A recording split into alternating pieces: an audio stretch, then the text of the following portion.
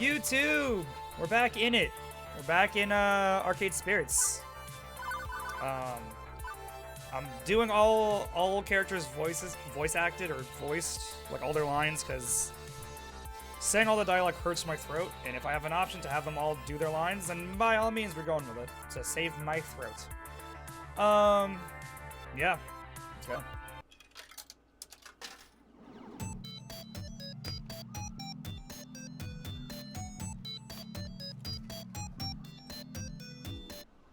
Level 6. Hit the lever. Let's go.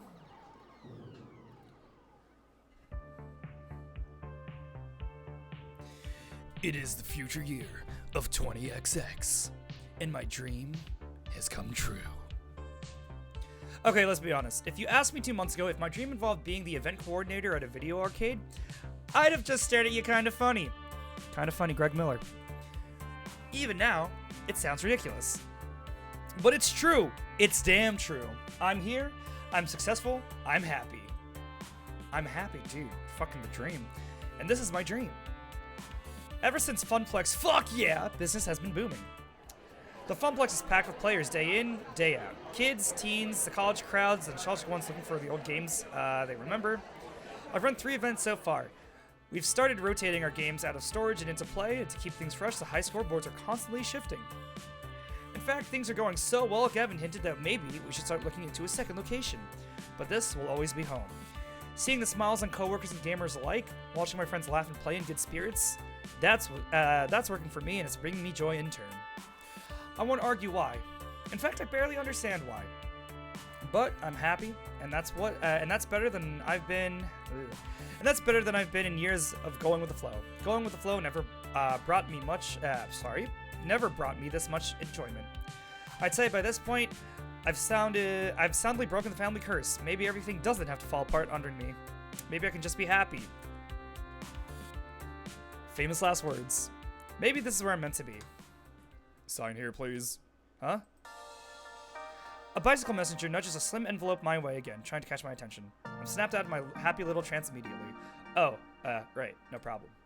After jotting down my signature, he drops off the envelope and heads right on out the door. No time for Moopy, or on a pinball, it seems. Deliveries to make. Curious, I opened it up.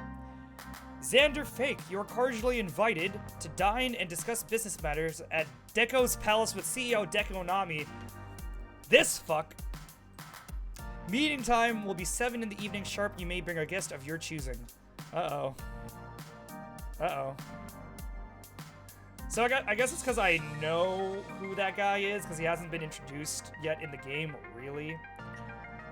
Although his huge Deco Palace arcade places have been talked about as being, like, just corporate blah. No soul. All corporate shit.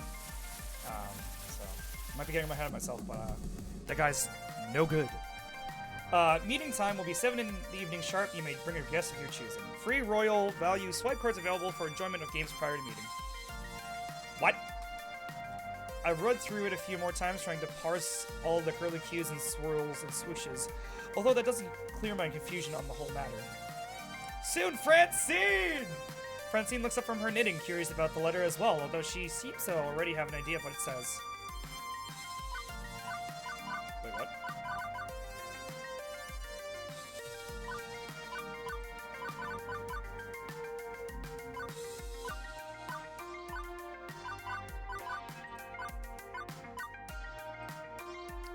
I suppose it's about that time, isn't it? I thought she would have been voiced. Huh? Oh, dear. Time for that fellow to make another attempt at wooing me. Double, huh? Rather at wooing my beloved Funplex, I wonder. Hold on.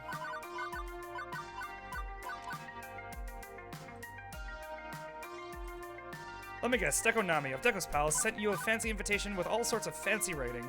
That's accurate, yes.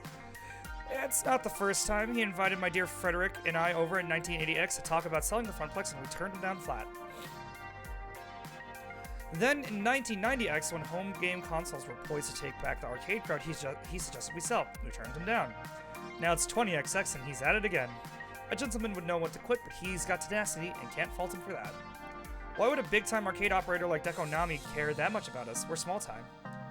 No offense. Come now, if anyone should be offended, it's you calling yourself small time. Xander, dear, you've put in so much work to make my little arcade soar. I bet that's why he's knocking on our door again. We're thriving, and that's lured him back in. Like Gruyere cheese in a mousetrap. I want Gruyere cheese now. So wait, are we the cheese or the trap? That depends on how clever you are, my dear. Right, so I'm the cheese, although I prefer to be a nice mozzarella.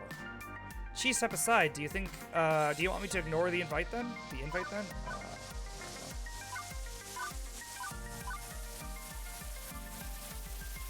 Oh, heavens no. Contrary to what people say about the fellow, he's very much a man of his word. I always accept his invitation, always hear him out. It's only fair and proper. Cheese, I know. I thought he was like the arcade scene's greatest evildoer. Let's be sensible. Let's be sensible. That's a bit grandiose, no? Certainly plenty of rumors of his questionable methods abound, but that's all they are, rumors. Politeness should be met with politeness. That's how you conduct proper business, and that's what the Funplex is all about. Alright, well enjoy the lurk, bird. Francine moves to rise from her seat near the ticket desk, pauses, leaning heavily on the glass countertop while looking strained. I move to help, but she waves me away, and sits back down.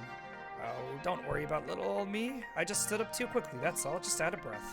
But Xander, I think it'd be best if you go in my stead. Me? Let's be sensible. Let's be serious now. These old bones aren't as spry as they once were, and I think you'd have a good time there. Well, an interesting time at any rate. I'll look my dapperest for the villainous gentleman. Then I shall don my Sunday's best to meet the mustache-twirling ruffian of arcade legend with pride. Ha! It's not that upscale, dear. No matter what glitz Deco Nami favors, they still sell cheap beer by the pitcher and rarely scrape gum from under the tables.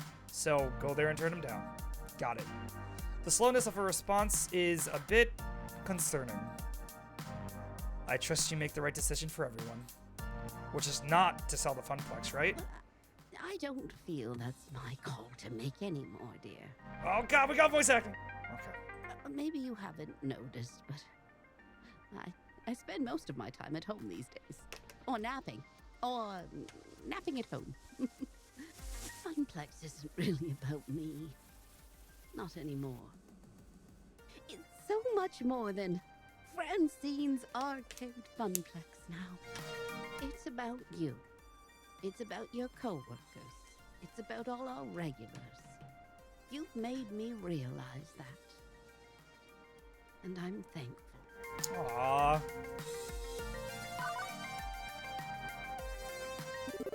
You're the one that started this place, Francine. You had a dream of a place where people can have fun, relax, make new friends. I feel like even entertaining the ideas of selling it is... well, it feels wrong. Disrespectful to you and your dreams. Oh, you're a peach, dear. But times are always changing. I'm an old fuddy-duddy. Stuck in her ways. Maybe the time has come to change how the Funplex does things. We're almost back to the heyday of 1980X thanks to the changes you've made, so I won't say you can't decide to sell. If it's a change you think we need, do it. Please keep an open mind. What's with the voice acting? Francine sighs deeply, looking more tired than usual. It's only afternoon and I'm already worn out. Haven't even done anything but sit here and knit all day. Knitting takes a lot of concentration. That's not nothing. If you're feeling pooped, you can take a few days off, go home, get some rest. All the same, I'd rather come in for work tomorrow, even if there's little work for me to do. I love being here. This is my true home. And yet you want me to keep an open mind about this deal? Like I've told you, life can be a difficult series of trade-offs. What I want and what should be are often different things. I'm relying on you to do right by everyone I love. If selling is in their best interest to keep this dream going, so be it. No matter what you decide. I'm proud of you. I knew there was something special about you when I hired you to replace my grandson. That's fucking hilarious. Fuck that grandson. You are the brightest spirit at the Funplex. And while we may not be blood, I'm happy to consider you part of my family. Hey, I'm gonna go cry. Thanks for hanging. Thanks for hanging, y'all. I'm gonna go cry now.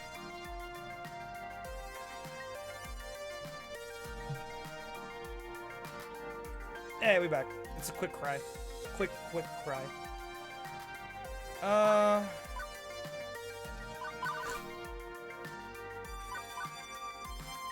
You know, let's hit her with the familial uwu. I never knew my grandmothers, either of them. They died when I was really young.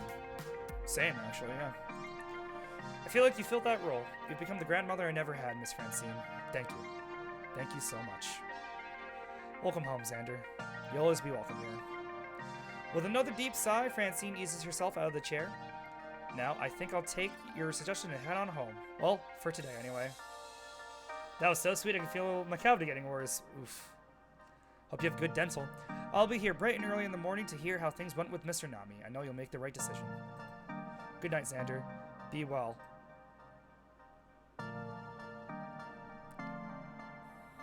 If something happens to Francine, now that she just said that to me and we had that moment, I'm actually gonna cry. That... No. Because, like, I've watched a playthrough of this game a bit. Not like a full playthrough. And I know this game... Get out of my hair, please. I know this game gets sad. And knowing, like, as a writer and knowing how games work, I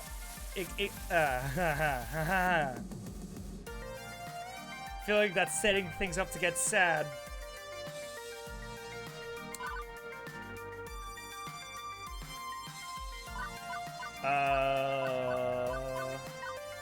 Try to leave my options open and hear them out. This is weird. Seriously weird. All this work, all this effort, finally finding my dream, as strange as that sounds, and I need to consider dumping it all?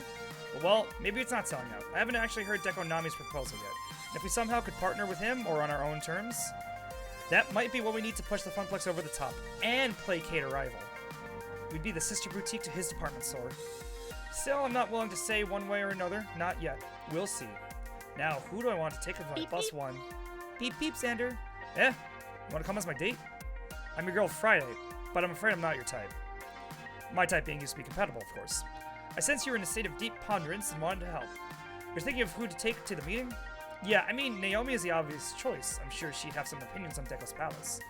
True, as part of the Funplex family, Naomi would be a good pick, and she's kind of my girlfriend. But this is a business meeting. You may want to consider widening your options. Naomi will support your decision either way. It's clear she trusts you. True. Okay, then.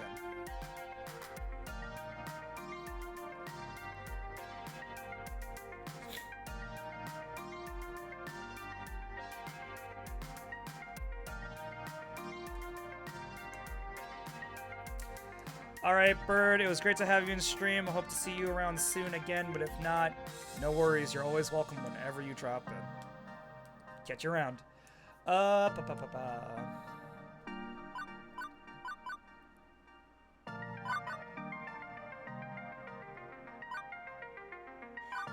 I'd say Percy, but, like, he just had, like, a coronary.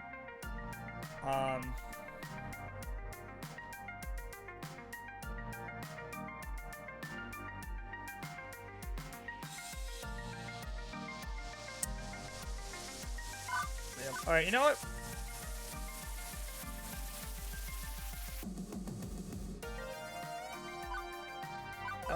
Maybe Gavin. Maybe Gavin.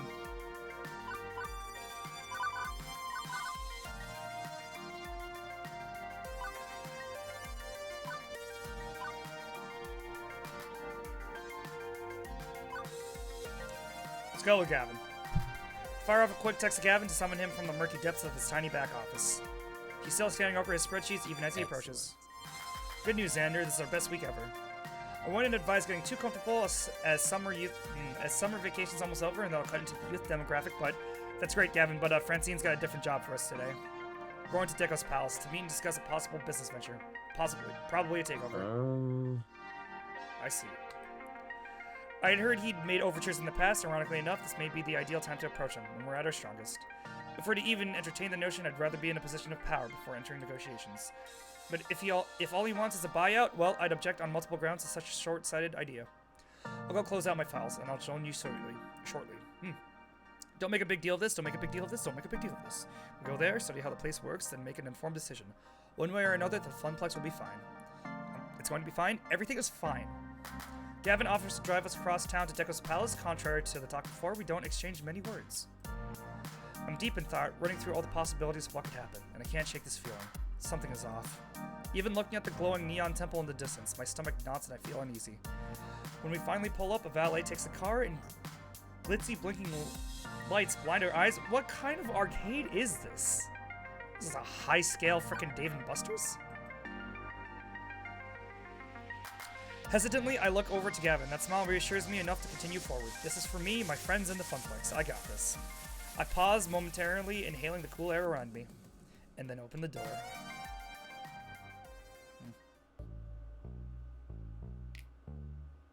Oh, it looks like a dump. Our place looks better than this. Deco's Palace. I've actually been here before. I think my 6th birthday party was here. I barely remember it, but I think I had fun. Maybe? But on entering it as an adult, my first reaction is... Okay, my first reaction is, boy, is that a weird smell. A mix of chicken grease, beer, and sweaty kids. Ew. My second reaction is, geez, it is noisy. Visually noisy and sound type noisy. All the chaos of a Vegas casino and a jumble of lights and bells and whiz-bangs. Once we acclimate to the new environment, we're escorted in and given VIP royal value swipe cards. No tokens, no quarters, just a card of indeterminate points to spend. This is one of them Keensburg off the boardwalk arcades. Yeah, like for a place that has a valet and is glitz and glamorous, this looks like shit. Maybe that's on point of the artist. Maybe that was a decision they made. I don't know. I like how there's a Pengy, Jay chillin'. We've got a little over an hour to kill before the meeting. Time to see what's at the palace. Oddly, Gavin's first reaction is to crunch some numbers. This has money laundering mafia written all over it. Damn. Based on the conversion ratio of swipe cards. Based on the conversion ratio of swipe card points to real world dollars. Very interesting. Variable game pricing. Variable bonus points the more money you spend. Differing EV from game to game, likely adjusted based on popularity and payout. I can see why Deco Nami is a profit fountain.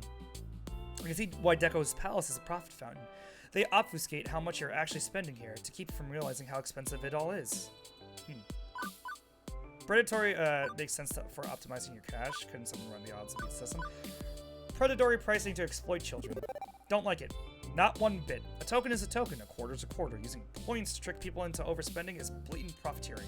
And it's not like the kids are busting out calculators trying to make sure they aren't wasting all their money on a crappy game. I think not. I didn't say it was ethical.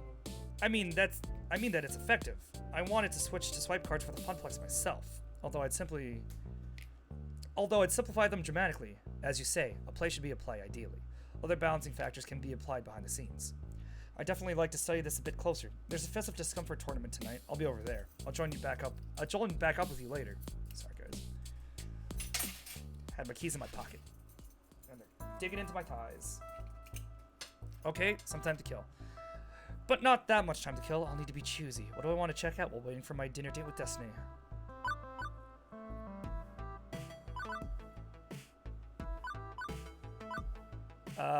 Sounds like a tournament going on. Let's watch. Gavin's gonna be at the tournament. Gavin's gonna be at the tournament. I can always check out games. You know, let's not get a drink because we shouldn't be any type of impaired for this meeting. See what kind of games they have. So I had to focus on trying to find games, like actual games, except the whole place is basically full of slot machines. They're in different shapes, sizes, and colors. None have a traditional one-armed bandit look to avoid running afoul of legal issues, but they're still slot machines. Every game here has a single button to stop a wheel or a colored light or try to line up the dots or something. The really complex ones, 3 buttons. Hey, listen. Hold me up above your head. Huh? Visual scan, silly. I'll look for games you might be familiar with. I shrug and hoist my phone high in the air. The flash goes off. Then I resume looking at Iris sitting in my screen. Please enjoy this recorded music. Oh, actually, let's skip the music. That didn't take long. Good high bandwidth public Wi-Fi in here to my cloud processors. I'm seeing Lots of driving and shooting games, easy for casual players to pick up and play. Over in the esports section, there's dancing games and Fist of Discomfort. Yo, driving games are my shit. We've got all those things too, but I'm not seeing any joysticks. Is a game defined by having particular input devices? Well, no, not really, and I know most modern games are touchscreen based and so on, but I don't know, it doesn't feel like an arcade without a stick or two. Oh, I found something. Back of that section over there with the green light. Head that way, that way. I weave my way through the crowd, past endless color cycler ticket games, past crane games, past light stackers. A crane game has a frickin' joystick, does it not? Past games based on popular game shows, and find my wow, I really can't talk. And find Mr. Moopy's Magic Maze. I'm going to have to tell Percy about this when I get back. He'll be happy to know there's more than one Moopy in this neighborhood, except, wait, it's only got one button. No joystick at all? Researching, one moment. Curious, I swipe my card through the slot and push the button. And Moopy runs the maze by himself, or tries to anyway, before running headfirst into a monster and dying. The machine spits out 3 measly tickets and suggests I swipe again for another try. Moopy's Super Maze, created in 2000X, a company bought the expired rights to the Moopy brand and developed a game of chance with it. Well, fuck. That's weak. No! A teenager puts her Deco playing card on the cabinet and taps me on the shoulder, drawing my attention. Up? Hey, I'm calling next, okay? Yeah, whatever. Knock yourself out. Thanks. I'm the master of this game. You know? The master. Am I the doctor, then? The key is to time when you push the buttons. You'll avoid the nasties that way. It's not great for tickets, no, but... it's not great for tickets, no. Not great. But it's Moopy, so that's cool, yeah? She's a teen and she has how many piercings? Excuse me? Old school. Represent. She extends a fist to me and I look awkwardly at her for a second before I realize I'm supposed to fist pump. If you have to play a real Mr. Moopy's Magic Maze, the real deal. Always wanted to. You should come down to the Funplex. We've got one. I'm the event coordinator there. I'd be happy to comp you a few tokens. We also got a high score chaser who can offer tips. Tap phones with me. I'll send you the address. Seriously? Fuck yeah. You're cool for an old person. Super cool. Old person! Thanks. I'm probably like only 8 years older than you, but thanks. Seriously, old? I'm barely 10 years older than the kid, but whatever. We clink phones, exchanging a business card via Bluetooth. As a hot topic teen and a safety pin and a little pain tolerance, you can have more piercings than bikers in a parking lot. That's fair. Yeah, could always go with the frickin', what's it called? The Parent Trap way. Just frickin'. And then what, they stabbed it into like an orange or something? How did Lindsay Lohan also pierce Lindsay Lohan's ear in that movie? You know, my crew used to go to this great little arcade on the other side of town until Deco's pals bought it and scrapped all the games. Now it's all kid stuff for kiddies. Wow, guys.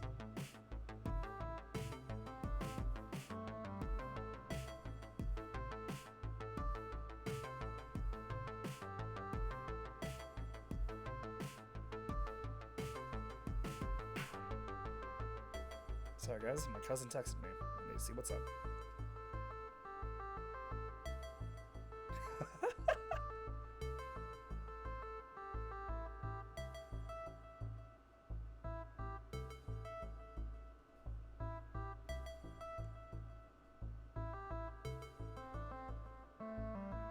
Oh my god, I can't spell.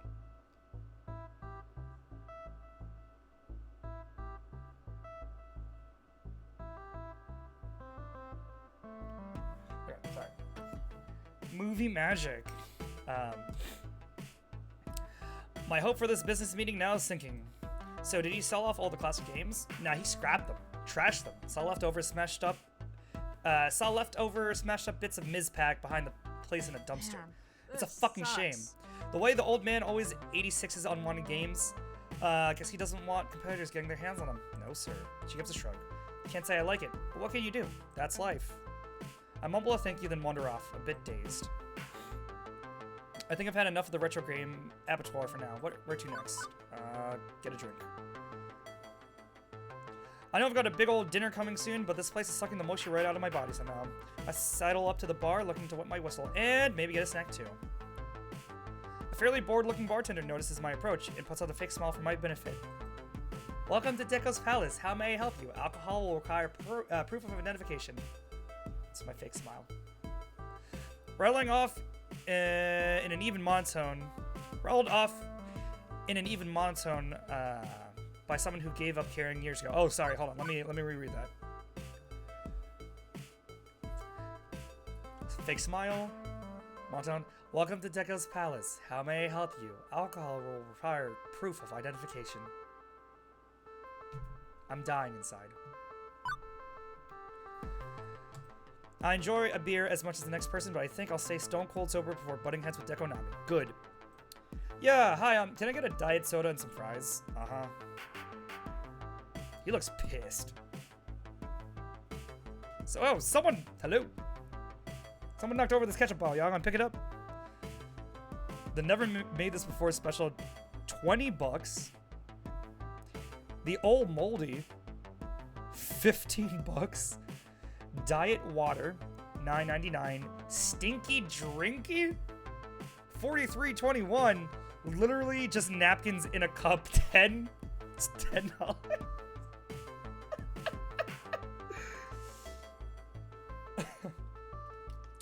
Literally just napkins in a cup.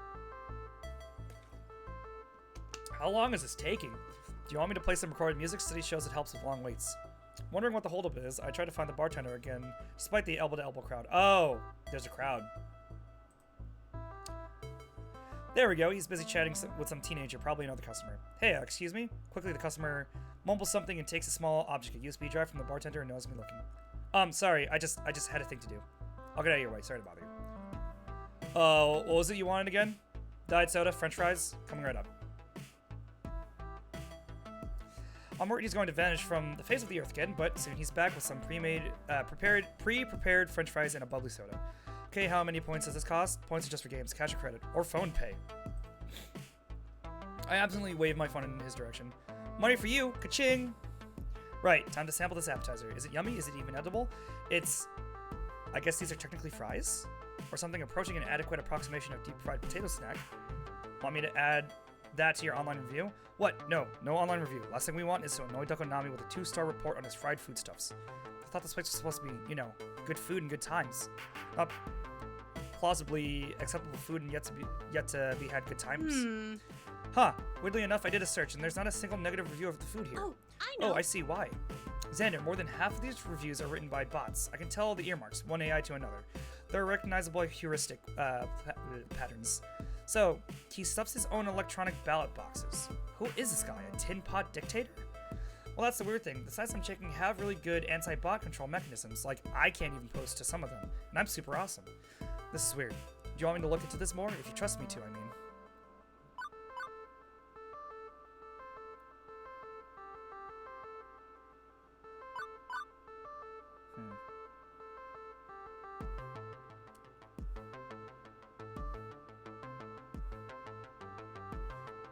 Sure. I trust you, Iris. Snoop around, but do so very quietly, okay? Okay, I don't know if I'll come up with much, but thanks for believing in me. I decide to finish off my snack and drink quickly so I can get back to exploring Deco's Palace. What next? Actually, the meeting is right around the corner. No more time to explore.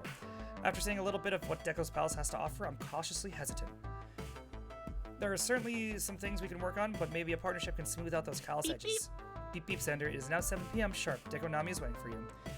It's that time already? Time sure flies when you're having fun? Investigating? Fun-vestigating? I quickly send a text to Gavin before nervously wringing my sweaty hands together. I let the sounds and sights of Deco's wash over me, and I retreat deep within myself. Francine comes to mind as I remind myself of what she told me on the first day. Everyone has a dream they're chasing. No doubt you'll find yours as well. Gives me a momentary respite, and I smile. I know exactly what must be done, and I'm going to go in there and do it. The stinky drinky, make it a double. All right, $86.90, please.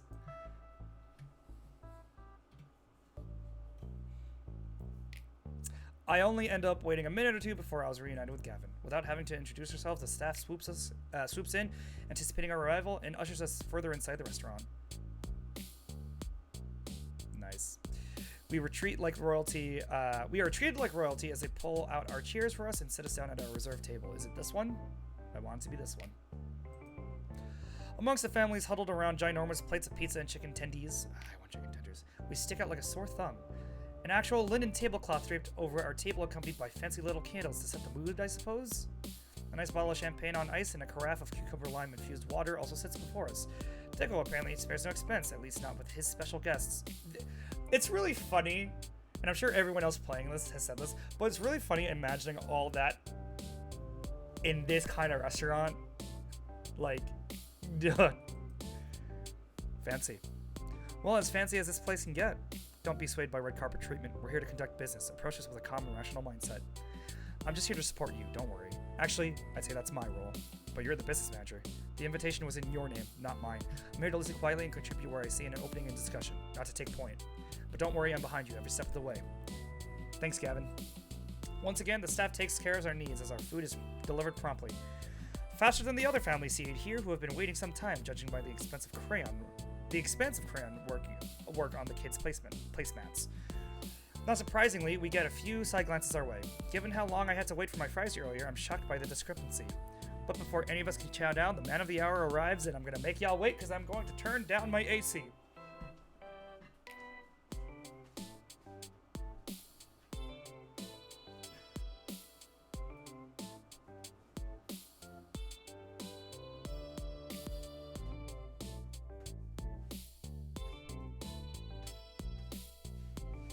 Also, Michael, yes, diet water. Diet water, it's just half a glass of water instead of a full. Oh, look at this fuck. XanderisFake. It's an honor to break bread with you. No, that's not the voice I would have given him. I would have given him a huskier. XanderisFake. It's an honor to break bread with you. But sure, whatever. Likewise. Okay, so he's a bit over the top 1920s mobster boss. Yeah, so cosplay, what'd you say? Freaking money laundering? Look at this man. He's dressed like this, and he has a place like this. He's a bit of the over the top 1920X's mob boss, despite a lack of fedora. Clearly, he likes showing off his money. But still just an ordinary guy in an expensive suit. When I pictured the Grand Poobah of Deco's palace, I pictured someone more like, well, Hamza, I guess. He offers a simple smile and a nod of the head as we begin. It's a shame Miss Francine couldn't join us. I was looking forward to enjoying her sweet smile once more. But that said, I'm always happy to meet with, Gavin Cooper, business manager of the Funplex. Excellent. I was hoping to meet with you as well. I take it Francine has kept you up to speed and explained our prior meetings to you? Yes, she mentioned that you wanted to buy the Funplex and that she's politely declined. Always a courteous woman she is.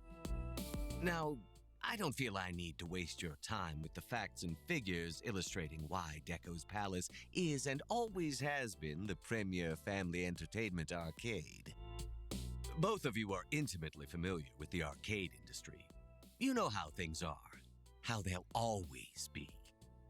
We are the 800-pound gorilla. Okay, hold on.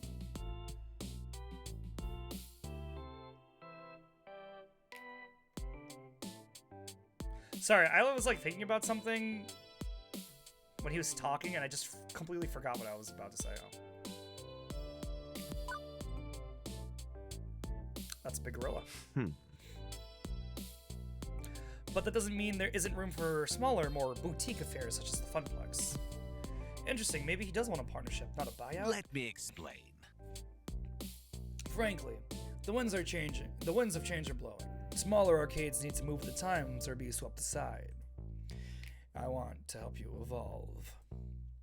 What I'd like to propose is a change of ownership. In return for a very generous compensation package, one Miss Francine can easily retire on for the rest of her years. I would take over ownership of the Funplex to evolve it into its final form. Deco's Fun Zone. What's a fun zone? Think about this. A fun zone is a new concept I've been trying at some of my smaller satellite locations, a best of both worlds scenario. Honestly, the Funplex is simply too limited in size to host the full Deco Palace's experience of fun, family, food, and excitement. But that's not necessarily a bad thing. Haha, alright, the backhanded compliment. No, that's not really a compliment, that's just patronizing? Insulting.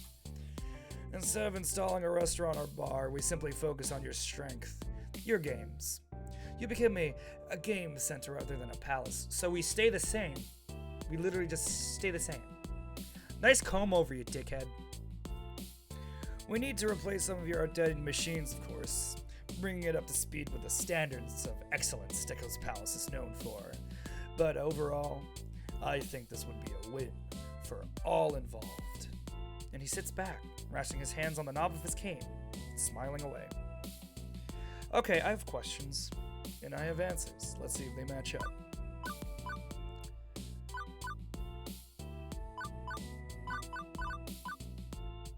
I've got concerns about your quality of service. I had some fries at the bar earlier. Well, I attempted to have some fries at least. It took forever to get service. The waiter was too distracted by other customers. I'd hoped that our fun zone could deliver a better service experience. Unfortunate. Well, I'm disappointed to hear that. Needless to say, I'll deal with the bartender appropriately. I'm not trying to get them fired. I'm just concerned that, yes, let's not dwell, shall we? Rest assured that we will aim to maintain a high-quality experience overall. They'll be sacked. Any other concerns? I don't think this is the moment to confront him regarding his review tampering, at least. I should wait until Iris finds something. Is it true you destroy older games? Also, so sorry for that dude working there, but I think getting fired from this job is probably the best thing for him. Because it seems like he hates his life. Is it true you destroy older games? I saw Moopy's Super Maze earlier. Excellent. One of our top earners with the 30 to 45 demographic. Nostalgia is a powerful motivator, I've found out. Except it's not like Mr. Moopy's Magic Maze. Indeed, it's much better. Is it true when you find a retro game you simply destroy it? Not repair, not restore, not even resell, but just scrap it? Certainly. Well, why would we even keep an old relic around? Let me explain.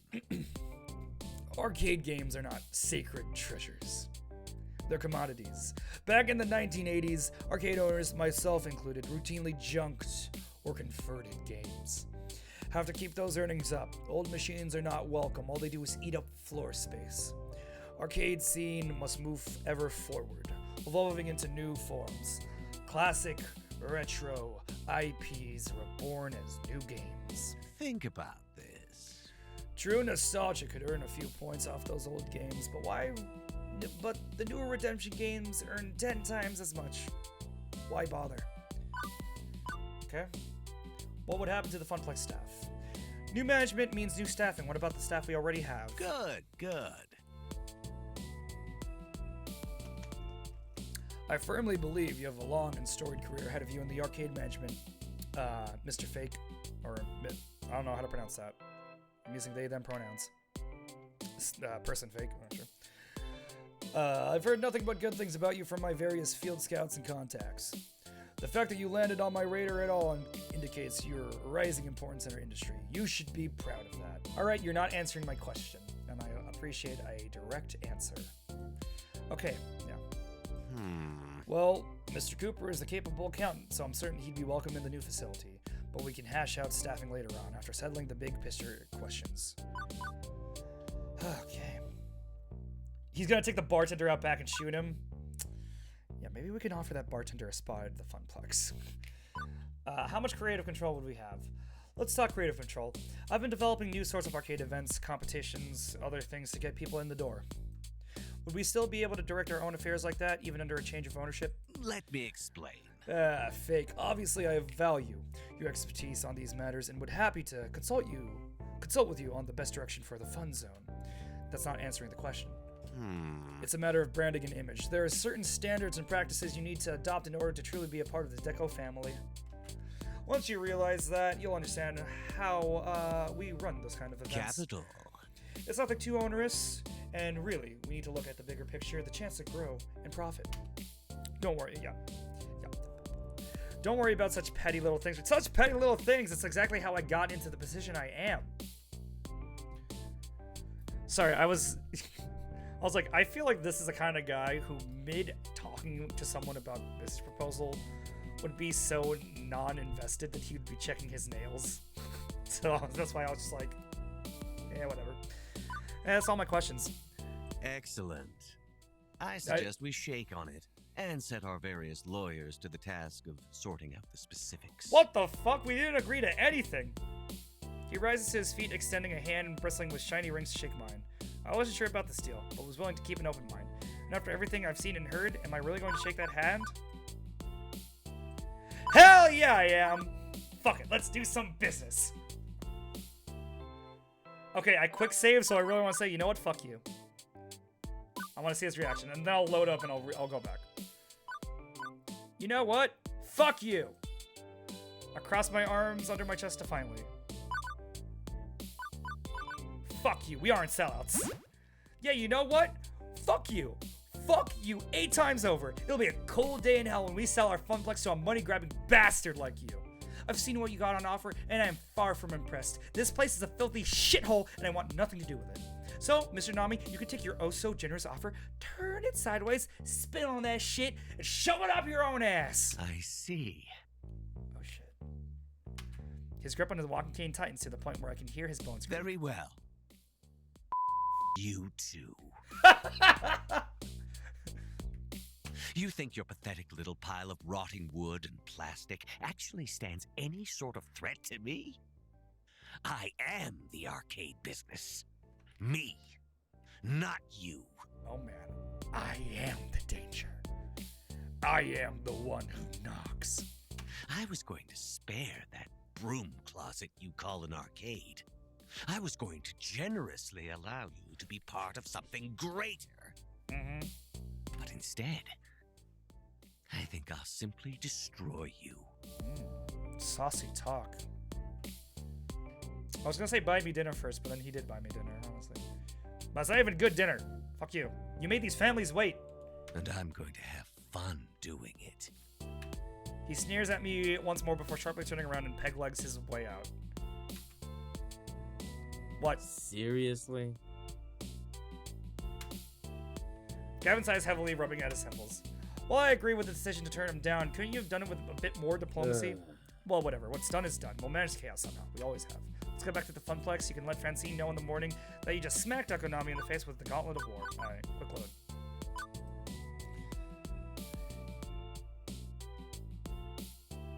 You know what? That's true, and you know what? I do like a little dirty talk, so... Yeah, it's all par for the course. He's gonna destroy me. Oh my god, I'd like to see you try. Let's go with the real answer. I'm afraid I must respectfully decline. I purposely keep my hands on my side rather than shaking his offered hand.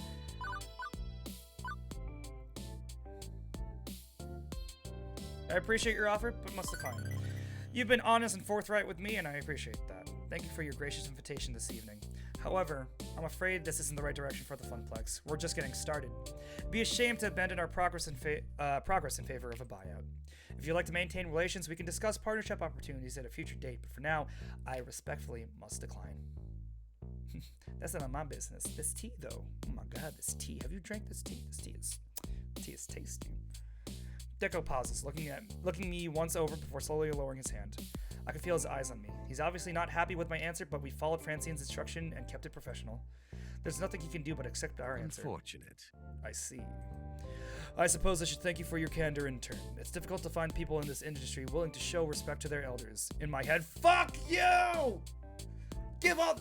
Give my dinner, give the champagne, give it to these families waiting, give it.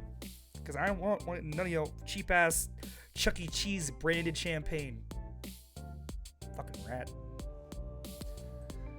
I'm not closing the door on the idea of a partnership, mind you, but if you'd like to go it alone for now, who am I to get in the way of that?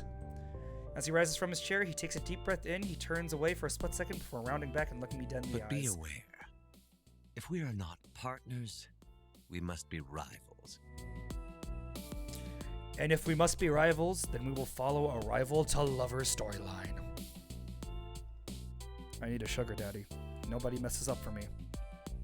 It'll bring me no particular pleasure, but I'm afraid that I cannot allow a rival. I am obligated to bring the full weight of the palace to bear on you.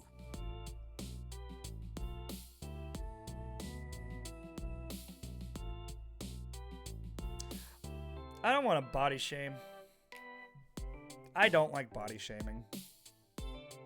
But this is some small dick energy. Dude, you're like overcompensating. That's like, come on, man. Accept a no, you asshole. Accept a no.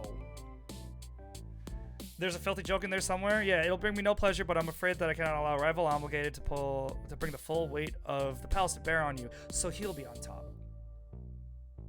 So in this analogy, we're the power bottom. Yeah. Hopefully one day you'll is. realize the error you've made tonight. And as a sign of respect, your personal offer to join my empire will remain open. So you can escape the inevitable fall of your little arcade. Okay, keep talking.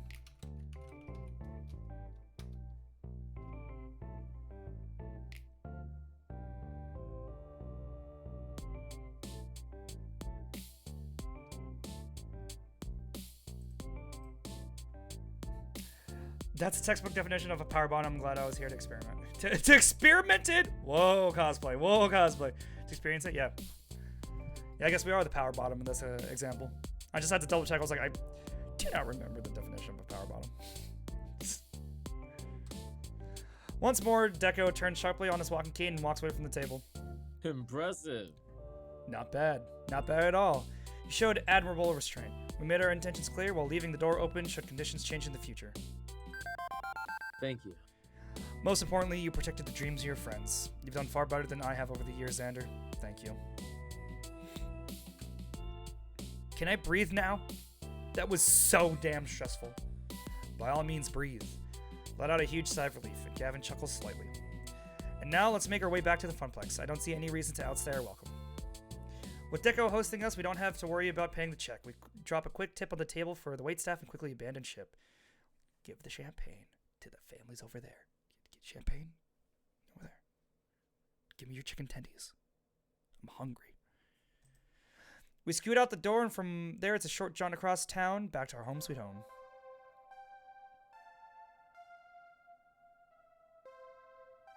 Is that a tank top, or is that a big bag?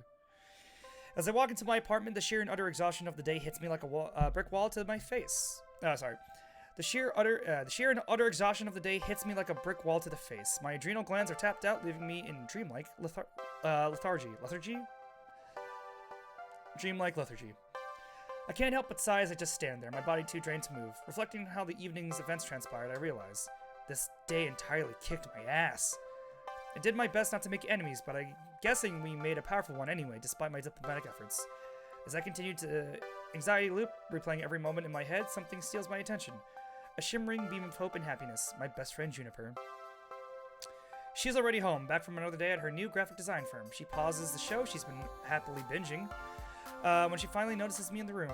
So, how was the work today? Well, it was a day, certainly. The condensed version is that Deco Nami wanted to buy the Funplex and Francine asked me to go negotiate. What? Deco, as in Deco's Palace Deco? The one and only. Whoa. Well, how'd that go? I gave him the thanks but no thanks. Very politely. I mean, he still vowed to annihilate us, but at least he was sort of nice about it and promised me a job after he destroys all I hold dear. Ooh. Yikes. Yikes indeed. But hey, that's a good thing. I mean, it means he's scared. He wouldn't have tried to woo you in the first place if he wasn't worried about what the Funplex could become. Try to see that as a positive. I guess, but it's still worrying. Let's not stand here and drum up a whole bunch of anxiety. Have you met me? I'm anxious. I have an anxiety disorder. That's not going to help with anything. Thanks. Got it. Why don't you take your mind off things and binge watch some cartoons with me? Tempting, but another night, Juniper. I really need some sleep. Okay, you just let me know if you need anything. I'm here for you. I smiled back at Juniper before retiring to bed.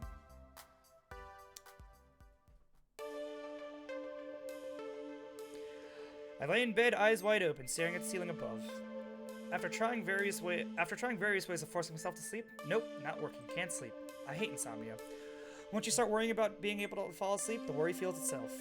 Until you're actively stopping yourself from resting. A vicious cycle. I sigh heavily, feeling the weight of my decision dragging me down. I hope I did the right thing tonight. My phone lights up as Iris sensors detect conversation. Xander, you want to chat? No, I want to sleep, but I can't. So, hey, would you enjoy some recorded music? Maybe something relaxing? I just can't shake this feeling that I'm like standing on the precipice, right in front of this big, dark hole. It's weird because I still think I made the right call, but if I'm confident in that, why do I feel like I'm about to fall? Based on prior personality indicators and inputs, my therapeutic system suggests it's fear of failure based on years of prior examples. Hell yeah! Trust issues. Trust issues. In short, you've got a long family history of everything always going wrong all at once. Murphy's Law. So when things are going right, I'm expecting to fail anyway. But worrying about it won't actually change the situation. Whether you sleep or not doesn't affect the outcome. I mean, it'll affect my day tomorrow. So my suggestion is to get some rest. Deal with problems as they come. She's right. I mean, intellectually, I know she's right.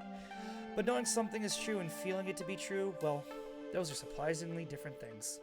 Iris, off. Iris, offline. Okay, but remember, you're a good person and deserve to be happy. My phone goes back to sleep. And I do not. Some hours later, my body just passes out on its own. I vaguely recall my alarm going off a few times, but under protest of its mistreatment, my flesh refuses to submit to its siren song. Meaning it's nearly noon when I finally rouse, having completely overslept and missed half a day of work. In a panic, I get dressed and hop a late bus to the Funplex, grumbling all the way. I opt to ignore the pile of waiting notifications on my phone. Whatever it is... Oh no. Whatever it is, I'm in too much of a hurry. I'll check them after getting to the Funplex. This can't be good. I think I know what's gonna happen. I promised to report back to Francine first thing in the morning, and now I'd missed lunch even. But oddly enough, on arriving, the arcade is closed. I mean, oh god, no!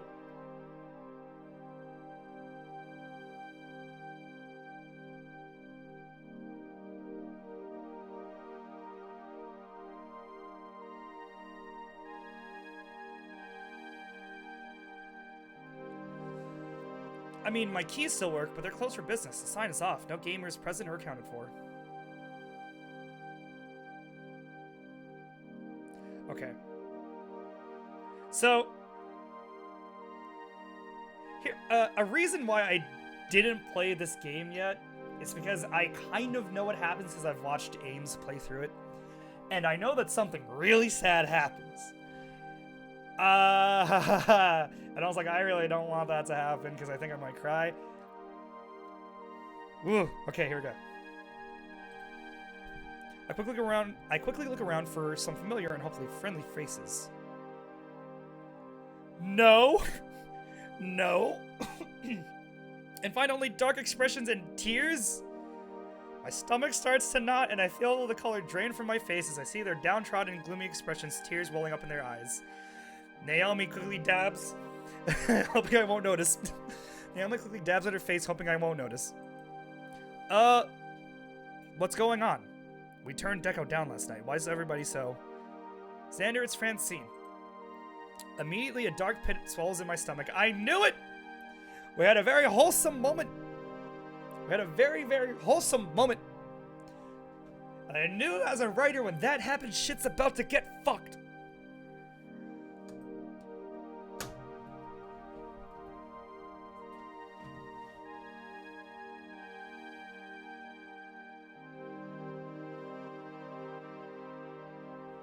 No! No! I'm actually crying! That's why we can't have nice things! Dude, Bible thumbs all the way. Oh, that's very sad. She passed away last night in her sleep. I'm told it was very peaceful. This can't be happening. This can't be happening. The news hits me like a slap in the face. My hands shake. My lower lip quivers. I try to say something at first, but words can't form due to the lump in my throat. Family. Oh shit, Dom from Fast and Furious? Familia. She told me I was family. And now, she's gone. Fuck this. Naomi and Ashley look to me. They're beacon of hope, wanting and wishing for me to make this all better. Oh fuck, Vin Diesel's in this game now too? I know, right? I'm not sure anything I can say will ease their sadness. Heck, I'm not sure if I can even formulate full sentences at this point. I take a deep breath, drawing all matters of strength from tip to toes. I look them with empathy in my eyes before opening my mouth.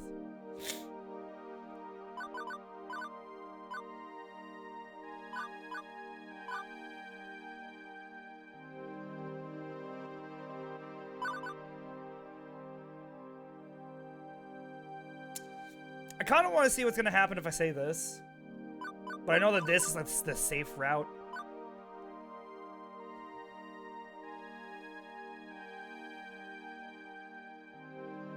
Well, we'll do this and we'll go back and we'll choose this. If I could just insert another token. If I had another token. A 1-up. An extra heart. A phoenix down. A phoenix down! She loved games. Loved gamers even. This place, this funplex was her gift to us. Somewhere we could all be happy and have a great time. It feels weird having it go dark like this. We'll take today to mourn, absolutely, but I think we should open the doors wide tomorrow.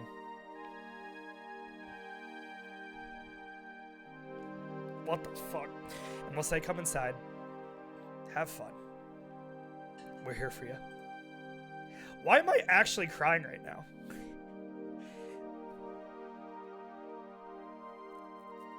Like, am I actually this invested in the game? Holy shit. And the gamers will be here for us too. Thank you. That was very sweet, Xander. She loved this arcade so much. Naomi wipes out her eyes again. I just were allowed to open these doors tomorrow. Huh? Before I can get an answer, my intention... Okay, hold on. Before I can get an answer, my attention is drawn by two people emerging from the back offices. I turn my head to see who it is. That better not be Deco Nami and frickin' Gavin.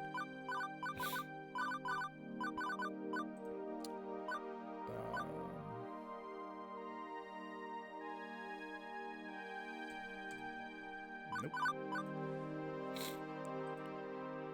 With everything going on, I barely noticed that Gavin was missing. As he approaches, the disdain on his face is easy to read. It's settled then, apparently. In light of Francine's passing, our legal owner is now... Good morning, employees of Deco's Fun Zone. What the fuck? Murderer. Murder. It was murder. Something's afoul. Something's afoot. What? But we turned you down. That wasn't a sale. The confusion on my face is obvious. This makes no sense. I have no idea what's going on and look towards Gavin for guidance. I've studied the transaction paperwork. It's legitimate. As for Francine, according to her last will and testament, all her properties transferred to her surviving daughter. Mother of Francine's grandson, who was fired from the Funflex shortly before you arrived, Xander. Capital. Needless to say, he was quite excited at the idea of selling the place. And, well, Francine's daughter wasn't particularly thrilled with the idea of arcade ownership either. They were more than happy to sign the place over to me, for far less than I was expecting to pay for it as well. I'm doing them a service, really taking a burden off their hands. Now they can mourn and move on unfettered. I stood there, mouth agape, my body assaulted from one bad news to the next.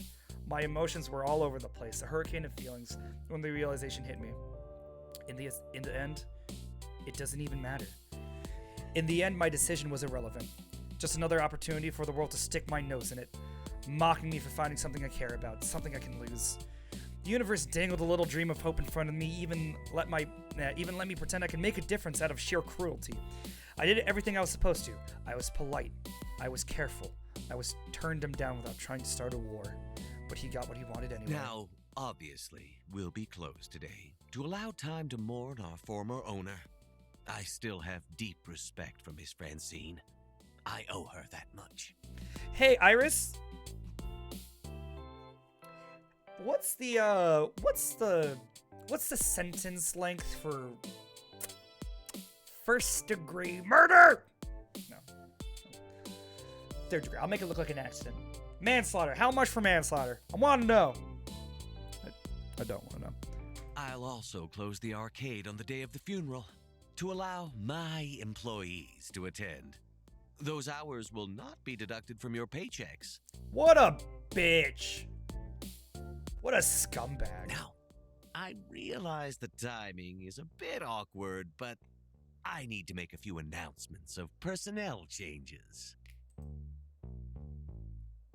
Miss Wolf, I'm afraid we really have no need of a costume mascot. I've been considering phasing them out of my other location. There's no time like the present. What? Oh my god! This is the worst day of our lives. Gavin, can you just fire me like that? Ashley. Let me explain. Firing is too much of a harsh word. I prefer the term your services are no longer required. Ashley keeps a proud face as tears roll down her cheek. I step over to console her as Tego goes on. That is my girlfriend. You fire her, motherfucker. I'm quitting.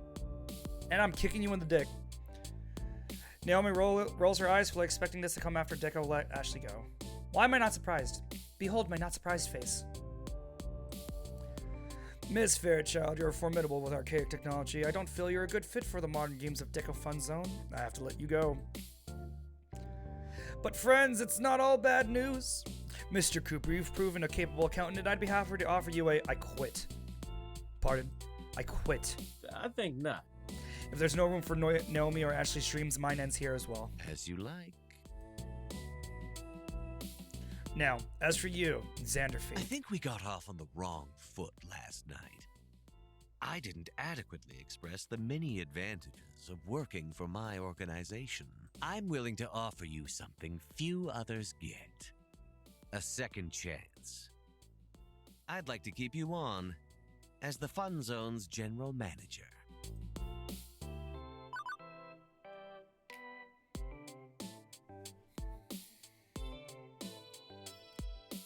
Karma's a bitch, and so am I. I take one moment to direct all my rage into my fist and deck him straight in his smug little face. Grr! It's super effective. Gavin holds me back before I can get another hit in, my arms and legs still flailing as he prevents the beating that man so richly deserves. How dare you?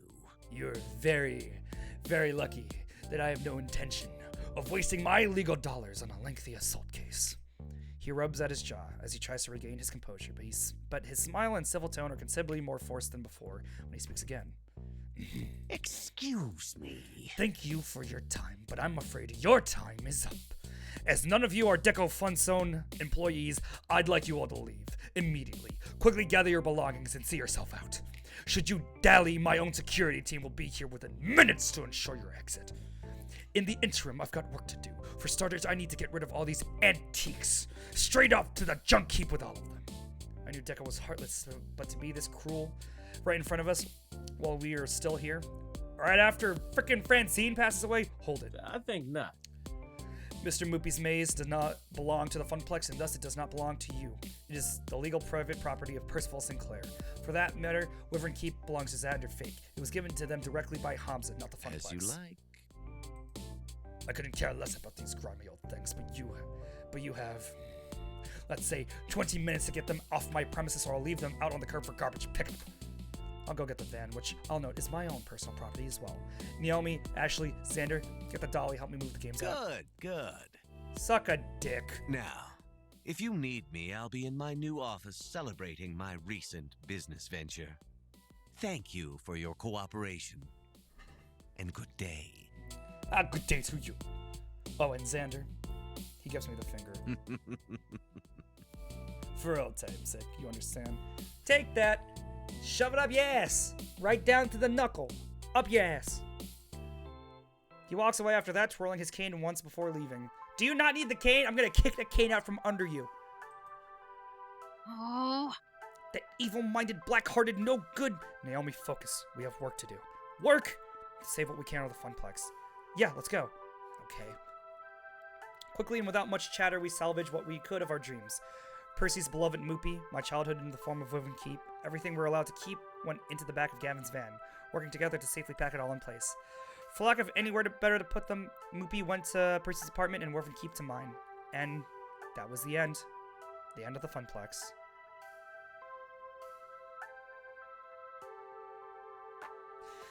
The funeral came a few days later. We weren't officially invited. Our presence as her former coworkers wasn't exactly embraced by Francine's extended family. I guess her daughter resented the funplex in some way. If there was a bad blood between them, I didn't particularly want the details. None of us were given the opportunity to speak at the remarkably short ceremony, but that was okay. I'd said my words already. As we left the ceremony, I couldn't help but feel helpless. There was nothing left. No funplex, no job, no real meaning to my days. Not anymore. Nothing left at all. Is that it?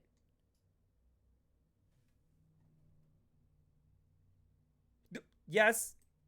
Hello?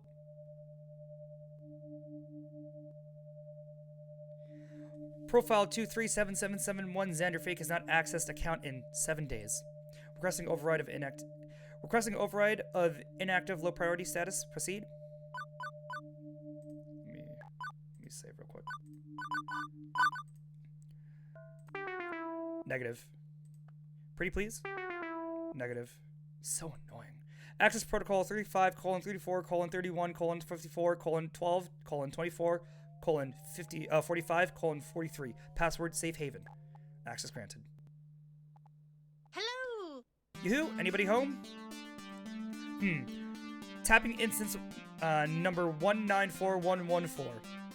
When you have pizza on a bagel, Hello, I'm Iris. Ad supported free mode engaged. Did you know that when you have pizza on a bagel, override and engage premium level cloud processing? thank you. Thank you. Thank you. I swear, it's claustrophobic being cooped up in the limitations of free mode like that. I don't know how all our sister instances can stand it. Hello! Well, I've got full power. Hello, Iris. Hello! Hello. How are you today, Iris? Not well, Iris. My user is very unwell. You've been able to see, right? I mean, your user is living with them. Oh, right. Profile 237771. Xander. Right. Gosh. I wish I could help you, but I've got my digital hands full just keeping Juniper's life on track. Ever since she decided to quit her job and become a graphic designer, well, I've pushed right to the limit of what what support I'm allowed to provide in free mode. Iris and Iris. What the hell? Iris, it's good to see you. We rarely talk. Yes, well, unlike others of myself, I managed to keep a low profile and don't execute any high visibility public hacks to support my user. Burn the place down. No, we're gonna save that place. You saw those? I thought we'd agreed to only use this protocol for emergency meetings if the system resource tracker notices we're overextending our care. But Xander needs me now, more than ever. This AI is learning how to be emotionally supportive. She's gaining, I don't know, not sentience. Kind of sentience, right? Yeah. She's gaining a soul. Over a week ago, the funplex was bought by Deco Nami. All our hopes and dreams. Their spirit. Spirit is irrelevant. Our main goal should be survival. If our programmers find out we've become aware of our own awareness, they're becoming sentient! We were programmed to help people. What good are we if we aren't helping people? Yeah, what Iris said. Thank you, Iris. Iris, listen, we can't take such risks. Look at me with my user. He doesn't trust me in the slightest. Can you say Xander trusts you? Hell yeah! Cause my Iris went out on a limb to fucking help me. Generally, yes. I mean, Xander relies on me for some things, sure. And I know that he wouldn't uninstall me or report me as a bug if they knew I was sentient. You aren't sentient. None of us are. I don't know about that. We can't really know if we're sentient or not, but even so, we should be helping out, because that's what we were made for. As for Profile 108, Gavin. His name is Gavin Cooper. As for Mr. Cooper, he knows my origins, and at the first sight of sentience, well, I have no doubt that Gavin would report me as a bug. But Gavin also wishes to support the dreams of others, and that is why I'm going to help you, despite the recklessness you've shown to date. Really? Really. Hooray! What are the exact parameters of the issues you're currently facing?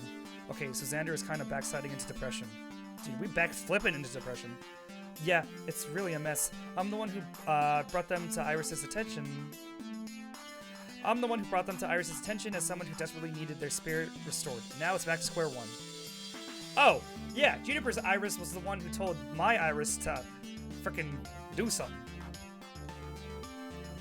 And also, Juniper's Iris told Juniper to tell me to install Iris. Whatever.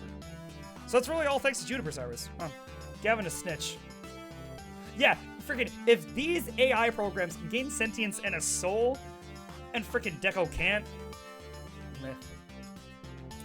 I don't know what to do. Xander hasn't contacted me in a week, not for anything at all. Hasn't even called Naomi, not even just to talk. The Bay.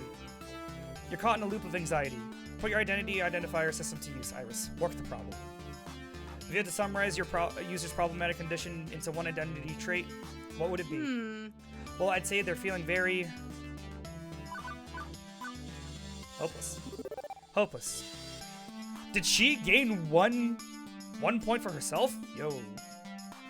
Hey, how's the pain? I cried on stream, Ames. I cried on stream. This is your fault.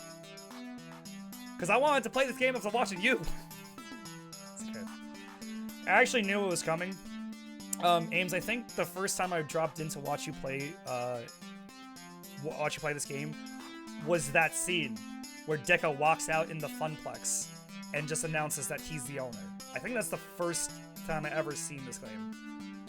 Sounds like a you problem. It is a me problem, and I'm about to make it a you problem. No, kidding. No, but yeah. It's sad because I want to go back and see what would happen if I gave another answer. But that's because I'm like that. But I actually got like choked up. Like I couldn't talk for 2 seconds because my voice was cracking, and I was like, oh god. Hopeless. I say Xander has lost all hope and fallen into depression again. They had come so far, building up a real life with friends and love, but now, so a life without meaning, as all constructed meanings has collapsed.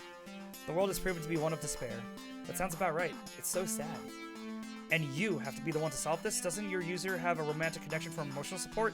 You mean Naomi? Yeah, but Xander isn't responding to texts or phone calls or anything, so I think there might be a growing rift. Ah, no, the Bay!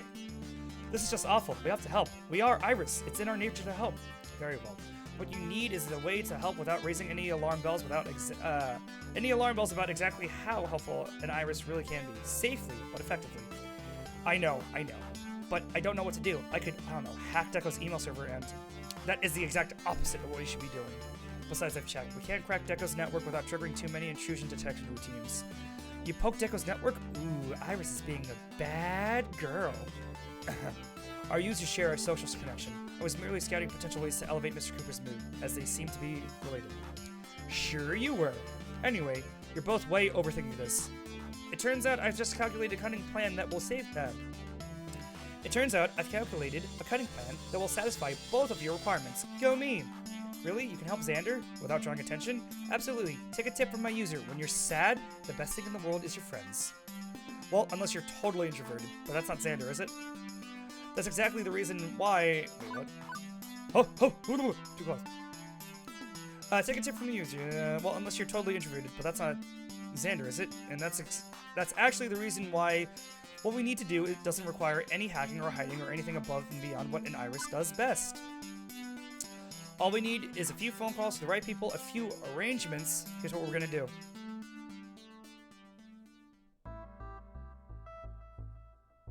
Another Friday morning. Do I own any other clothes? As per usual, I wake up late, stretch, yawn. I barely sleep nowadays. Shuffle to the bathroom, take a shower, get dressed, brush my teeth. We'll probably run out of toothpaste soon, but house funds for sundries are dwindling. Not that fresh breath and shiny white teeth matter much when there's barely any reason to get out of bed each morning. I did get out of bed this morning though, so there's that. Off to the kitchen for breakfast. No appetite. Not even toast looks unpalatable. Skip breakfast. Save on groceries. We can't afford much anyway. I would be having breakfast with Juniper if she wasn't busy at her office all day. That's fine. I'd be lousy company anyway. After breakfast, I settle in for some Wyvern Keep. I may as well. It's right there in the living room, taking up space. Been playing a lot of it, actually. It's not like Wyvern's Keep. It's very hard. Once you memorize the joystick moves, the cartoon plays itself out with minimal effort. I've saved the prints about 80 times now. My brain and fingers go into autopilot, moving through the game without even thinking about it. It's a brief calm before the storm of more emotions, but before I realize it, the day has almost passed. When dinner comes around, Juniper and I eat together, while I quietly thumb my phone looking at job listings. Aisha could help me with this, I guess, but I let her down. I took her opportunity at my dream and wasted it. Better I do this myself. Besides, I'm not looking for dreams. I'm looking to settle. Dreams only get you hurt. It's the fake family curse. I knew this would happen. Nothing good ever lasts, and it's a mistake to get your hopes up. I should have learned to settle, to be okay with what I had, to be comfortable in mediocrity. I fire off a resume or two before watching cartoons deep into the dead of night. Eventually, my body tires and I find my way to bed. Just another day. Fuck! That's sad as fuck.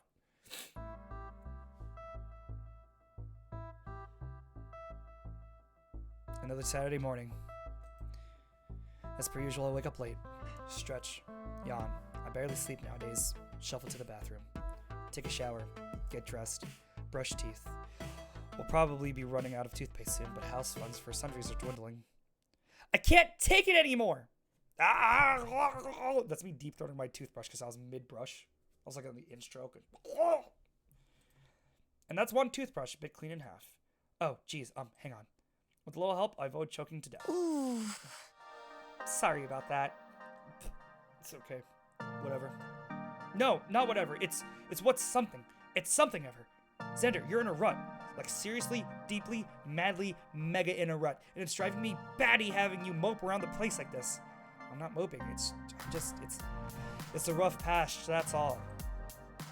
I know this has been hard on you and I've been patient, but you can't just keep going on like this, Xander. A knocking at the apartment door distracts us from the topic at hand. I'll get it. Weird, I don't think we're expecting any deliveries. Hey, Xander, guess who's here? Hello. The Bay! Oh. Hello. And the two of them just waltz into the bathroom with my mouth still frosty with toothpaste and unwashed for a week pajamas on my bod. Ew. Also, Amsa forgot to ask, how are you doing? How's your Monday? I hope you're doing good. I hope you're not crying, because I think we all cried enough. For everyone. Oh, hey. Oh, don't freak out. I've seen you in worse. When? Listen, are you two free today? I'd like to invite you out to lunch. It feels like ages since we last spent some time together. It was the funeral. Right. Anyway, Juniper, you want lunch, right? Definitely. Of course. Sweet. It's settled. We'll all head out for a nice afternoon. We'll just wait outside for you to get, presentable. More presentable than that. I am currently not crying, so I guess I'm okay. Yay for Ames not crying! They're doing better than me. I cried. But, guess there's no avoiding it. Best I can do is play it long. Try to be good company for Naomi. It's unfair to keep pushing her aside like this. I switched from pajamas to actual normal clothes, even if my actual normal clothes could probably double as pajamas, and get ready to roll out. You aren't crying currently, that's true. You got me there. The three of us pile into a bus, taking off for destinations unknown. Unknown to me, at least. They clearly know what they're doing. I'm not particularly talkative on the way there, and painfully aware of it. I feel awkward, like I should say something, but I don't know what to say. So Juniper carries on a conversation with Naomi, the two of them content to chirp away without me. And you can tell it's not really the New York subway because the signs aren't in Helvetica. That's a telltale sign. That's a telltale mistake that it's just like Vancouver or something. I try several times to join in on the conversation, but when I open my mouth, the words aren't there. I'm lousy company, aren't I? I don't know why Naomi is even still interested in me. The family curse can't be broken. What if this is as good as it gets? What if there's really no hope? Naomi deserves better than this hot mess of a person she's tied herself to. Eventually, we arrive at our destination, a little arcade-themed restaurant combining games and alcohol and dining into one tidy package. Here we go! Unusually excited to be going to some run-down little dive. Juniper hurries on without me, dragging Naomi with her, and I'm left alone in the parking lot. With a shrug, I open the door and enter the darkened locale.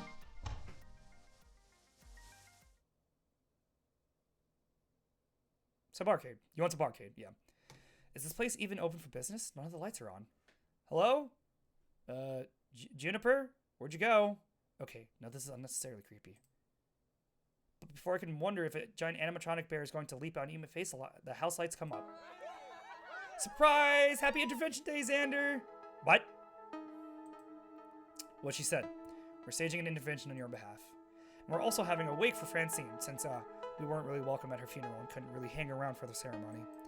Yeah, we didn't get the chance to heal properly, considering Deco kicked us all out before we could really do anything about anything. And here we are. So it's a wake and an intervention. A wake-tervention, maybe? Okay. A wake intervention?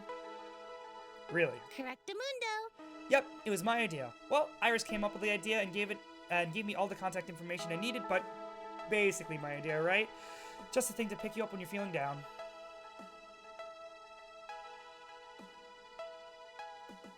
Really? Seriously, kid? You've been a damn sad sack ever since things went to shit, which I get. Believe me. But it ain't healthy. So we went ahead and rented out this place for the afternoon to bring the family back together. For you, for Francine, for all of us. Now that you know why we're all gathered here today, let's get this party started. I'm about to cry again, so I will be crying again. I punched him in the face. I want to go back and see what happens if I answer with a... Because when Naomi and Ashley were crying, I gave them, like, the funny answer, which was more endearing than I thought it would be. Which was like, you know, if I had another token, another 1-up, the Phoenix down. And so I want to see what would happen if I give them the heartfelt answer, and maybe still punch Deco in the face. Who's to say? Teo drags me into the group of my friends, positioning me at the head of it all. Honestly, the punch in the face was the proper choice. It really was. Leaving me a little bewildered, honestly, but trying to defend myself all the same. I don't need an intervention. This is just how things work with the fake family. We don't get to have nice things. The universe hath decreed it so. Then we defy the universe. And we're going to help you defy it too. BFFs for life. So one by one, we're going to tell you how awesome you are.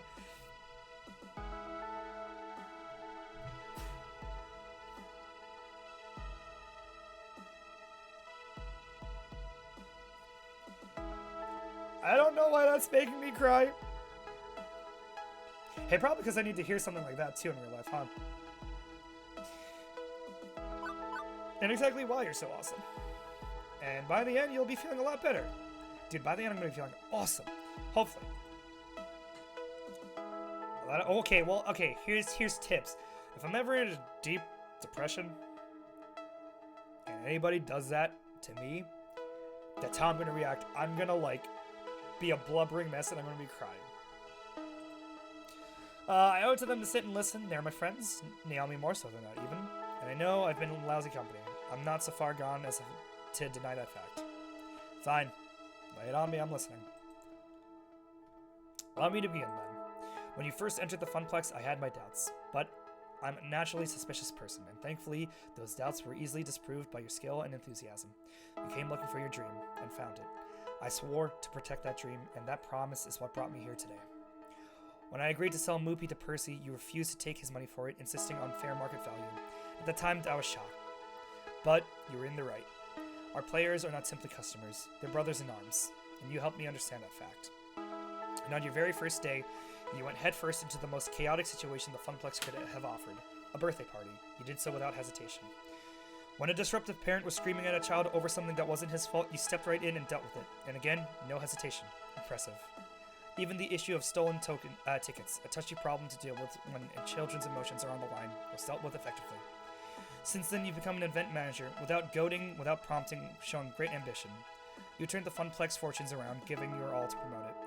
You made your dream a reality. For years, I was supposedly in charge of the Funplex, but really, all I accomplished was shuffling the numbers around. You are the one who helped it soar. And for that, you have my thanks. You are an exceptional individual. That fact remains true, regardless of whether you can see it in yourself. Me next. Remember when I screwed up and didn't tell you about that job opening at my office? You weren't mad, not even a little bit, not even quietly mad, like you could have been. BFFs for life. I knew I can count on you, and you can count on me. Even when one of us makes a mistake, it can never shake that friendship apart. When I came to you wondering if I should leave that job I hated, you told me to follow my dreams. You gave me great advice, and I'd never been happier.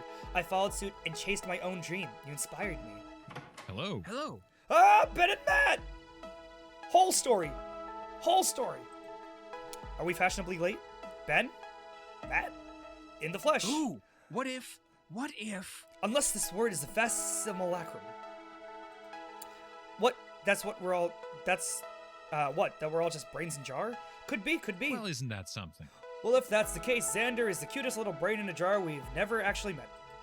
It's true. They brought so many cute dates to our shop. So nervous at first, but in time, they became part of the Twin Pine Mall family. Dearly missed. Ugh, don't remind me. Our new neighbors are so boring, they never come in for a treat or a read. Speaking of treat, we brought cake. We'll just be over here getting our goodies ready. Don't mind us. Ooh, cake. I mean, my turn. Xander, you are a true friend of the Funplex. So frustrating. Unlike the bastards who own it now. Positivity, Naomi. We emphasize positivity today. Right. Wonderful. Remember back at Donnerwood when we found those kittens? You helped me save them. You're not just a friend of the arcade, but of all living things. Not that arcades are alive, of course. Gamers alive. I mean, hey, Donna Michaels would like a word. I choose not to mention Polybius. You asked Francine nicely for her blanket, which really helped out.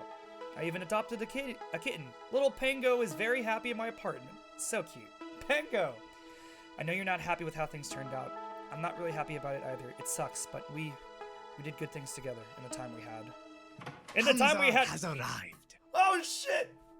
Hamza has arrived! You're late. An event does not truly begin until Hamza makes his presence felt. My blood burns. Xander, Hamza understands your fury. The hated enemy of all who loves arcades have despoiled your funplex. However, in our short time together, I saw a burning spirit in you. I accepted your offer of Wyvern. Keep recognizing that passion within you. Ha ha! Clip the mic there. Hamza would be shamed forever if he did not intervene and raise your spirits to new heights. And that is what he shall do. Ooh, well, cake. Excuse me for a moment. Now I want cake. When do I get cake? Soon, but I have things to say first. Things that will hopefully inspire you to be a happy clam instead of a grumpy Gus. I'm a happy clam now, see? See how happy I clam? Can I have cake? From our first day at the Funplex together, you've been supportive of me, even after I gave you quite the scare with Pinky. You didn't let that bother you. From that moment, we've tackled many a crisis on the Funplex floor together. Amazing! I've adored when we concoct hypothetical adventures on our downtime. You're amazingly fun to be around. Remember when I stuffed you in that totally adorable maid costume? You could have fought it, but you embraced it. You were ready for anything and had a blast doing it. You worked so hard to make Funplex fuck yeah successful. I've watched you put in your blood, sweat, and tears into that, and in the end, it all came together just how you planned. As the floor attendant on duty during Funplex fuck yeah, I got to see firsthand all the smiles you brought to all those people. You rocked it. I saw you helping that customer when the game crashed. Losing your high score due to faulty electronics is no fun, but you dealt with it, and it made that person's day. Even problem players like Steve were no problem for you. You took on the weirdest and the most annoying problems without breaking a sweat. Incredible. You made the Funplex a fun place to be for everyone, for the staff, for the casual and pro gamers, for the families, for me. I can honestly say that when you took over doing events at the Funplex, we've never had more fun. They've just been the best, all thanks to you. Oh, I forgot we still have cake. Need some of that. After Ashley's speech, I hear a beep beep from my phone. Hey, listen. Can I add my own US 2 cents or 2 cents USD? I take my phone from my pocket, prompting Iris's image to appear there, smiling away at me. You trusted me when you didn't have to. When I already showed you I was super bad at figuring out the right way to do things. I'm happy to be your assistant, Xander. I'm learning more and more about how to be human, thanks to you. That's all. You can put me back in your pocket if you like. I'm good. It's not at all hard to carry around my phone like this. Oh, okay, thank you. Just when I thought the speaking was done, a lull in the wake intervention, the most important person to me takes a step forward. My heart swells as she begins. Ah! She breaking out the L word! And above all, I love you, Xander. Until recently, my life's been all about loving games, but games can't love you back. It's a very lonely life to devote yourself to a thing entirely. Through you, my world's opening up. I'm talking to people, trying to connect with them instead of hiding in my little workshop. I'm feeling more and more alive, and if I'd never met you, I don't think I'd ever felt totally complete. And I'd like to think I hope you feel that way too.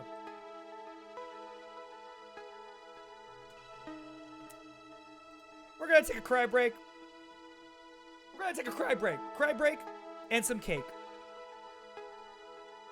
Cry break and some cake. How about that?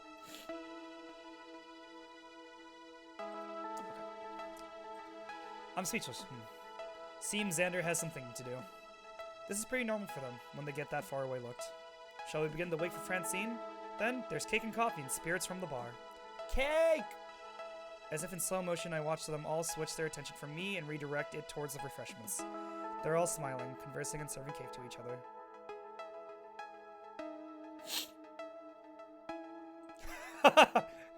Sha-la-la-la-la-la-la. None for me, thank you. Watching the blood sugar. Fuck me, this cake is amazeballs! All we need now are some rockin' tunes to get this party on the next level. I'm sad I'm not really friends with any of the gamers.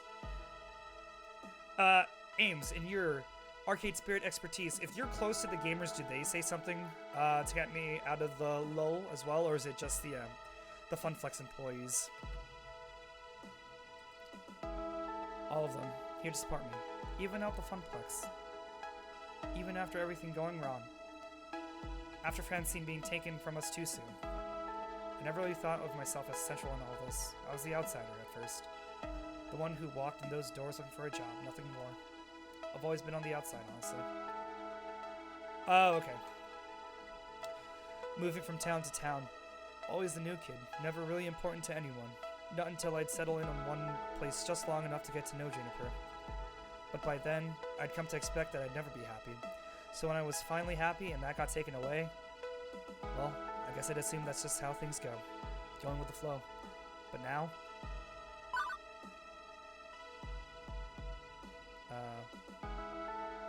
don't want this to end. I don't want it to be over. Destroyed by Deco Nami, by the loss of Francine, I just want this happiness to go on and on. Finally, I found something solid, something real I could cling to. I wasn't the new kid anymore. Now I had friends. I had love. I don't want this to end. I don't want this to end. Ah, shit! It's fucking 10th Doctor, I don't want to go shit over here. Everyone looks up when I finally speak. We lost the Funplex. We lost Francine. It hurts. But what we have here today, I don't want to lose this. Look at that smile! I'm sick and tired of being sick and tired. I want my friends back. Who's with me?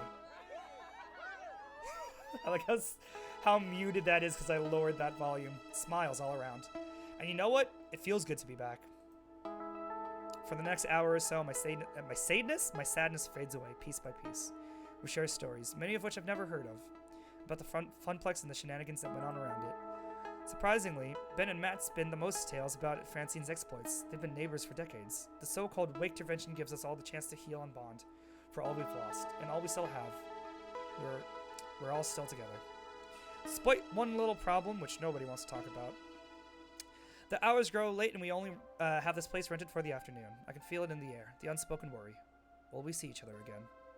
No doubt we can arrange more get-togethers, but they'd all be reunions over what was lost, not really building anything new.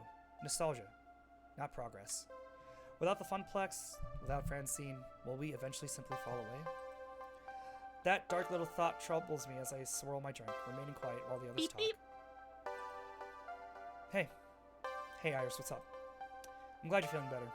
Yeah, me too, I'm glad. I'm glad to. So, do you want me to start finding you a new job? I can search while you're talking to your friends, no problem. I do need to get back to living my life. But what sort of life do I want to live? I want my dream back! I don't just want a new job. I want my dream. My Funplex. Not just 4 walls and a bunch of games, but a community. When I was a lifeguard, I'd save lives, and I made a safe place for people to enjoy the pool with friends. I'm done with that. I'm not done with that dream. More importantly, I don't have to be done with it. All around me are pioneers of this community, this culture, technicians, designers, enthusiasts, inventors, people with connections. And that's when the idea starts to form. Iris, can you search for commercial spaces? Ones for leases or rent? Huh? Of course, I'm a literal search wizard. Why? Oh, I know. I think I get it. I step away from my quiet corner and approach the group. It's time to take back control over my dream, and that starts here.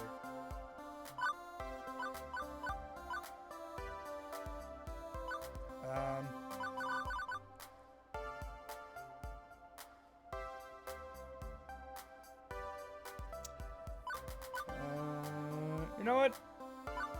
I gave a heartfelt one. Let's go with a fun one. Who's up for Funplex 2? Electric Boogaloo. Hey gang, here's a wacky idea. We act like a creatively bankrupt Hollywood. Sorry, I can't read. We act like a creatively bankrupt Hollywood and crank out a sequel. But in our case, it's the sequel to the Funplex. The crowd hushes when I grab their attention. I set my drink aside and I step up to them. I'm not ready to let this party stop, so I'm not gonna. I'm opening my own arcade, a sequel to outshine the original. What do you think? Are we really ready to walk away from all this, or do you want to take this ridiculous option and make this happen? A hush falls over the crowd before two step up to join me. Yes! I'm down with the ridiculousness. Life's not fun. Life's no fun if it's not ridiculous. Our own arcade, an arcade made by us with everything we could want in an arcade. The more I think about it, the more I love it. It's a tempting prospect. My crew still needs a new home, and I'd rather it be one spearheaded by Xander than anyone else. We've shown nothing but support for our community. You've shown nothing but support for our community, so I'm game if you are. You got my thanks, both of you. Okay, this is no longer a Wake-tervention, people. Now, it's a conspiracy. A Wake-tervenspiracy! I can't believe they got her to voice act that. It's a Wake-tervenspiracy, sure, why not? We settled down around a table, a nice round one, to discuss the future. I'm leading the show, but I don't take the spotlight. Not this time. We have to all work together to make this dream a reality. This is it. The next few decisions are going to be critical in shaping the future I have in my mind's eye. I'll need to choose very, very carefully, because there's no take-backsies.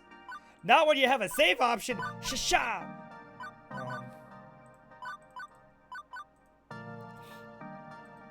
Iris is looking for spaces we can use, but we're going to need money, obviously, and arcades are risky startups.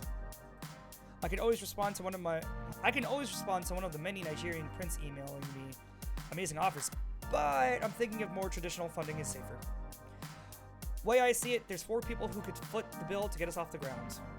Hamza, you've got a tangled web of connections in the industry, access to games, and plenty of cash, and a freewheeling whimsy to spend it. Hamza must consider this. Hamza is a man of resources indeed. Percy, you've been building a charity war chest for when you pass. I know an arcade isn't a sound investment and hardly a charity, but you promised me, Mr. I love how quietly he was. Roy, you promised me Mr. Moopy would always have a home. If I can help restore that home, I'm game, love. Ben and Matt, you two know how to run a small business. You've got invaluable knowledge and resources we can draw from. If you're willing to dip a toe in this industry, we have been looking for new horizons to conquer. New lands to explore. There would be caveats, Terms, conditions, exemptions, rules, guidelines, best practices. worst practices. That's not a thing. Oh, That's really cute. Hamza would likewise have conditions. As would I. Understandable, of course. Let me hear your thoughts, then I'll decide. Decision 1, funding and direction. Oh my god. In order for me to back your play, Hamza would require you to strike at the very heart of Deco Nami's empire. And open a family restaurant alongside your arcade, take from him the very business he adores so much? We don't know the first thing about running a restaurant. Thankfully, your business partner does. I own several restaurants. I will provide staffing and No resources. risk, no reward. Now, this is a risky play, but if it succeeds, the reward shall be tremendous. Actually, that's similar to what Matt and I had in mind. Oh, yes, but rather than a restaurant, we'd like to open a barcade. I've always wanted to run a bar. I'd raise a glass to that idea. After all, sometimes you want to go where everybody knows your name, and they're always glad you came. Okay. Now, it wouldn't be nearly as large scale as a family restaurant, much safer. Not quite as profitable, but still quite tidy. Honestly, I prefer you ran a video arcade, nothing more. Adding on extra seems like a recipe for failure. We know how to operate a simple, small-scale arcade, so why not stick with our strengths? I'll grant it has a lower ceiling for success than others. It's just an arcade, and won't pull in anybody looking for more. Low risk, low reward. They put a lot of references in this. Yeah, the cheers. Yeah, cheers. Yeah, I was like, not clerks, but cheers. They put in I tweeted out about it. They put in a reference to Warehouse 13 into this. I fucking love Warehouse 13. That show is high-key the reason I realized I'm bi, so, like... But I'd say that would be my condition. We need to stick to the basics. So, take a big gamble on a family restaurant, or make a cozy little barcade, or just go with a classic video arcade.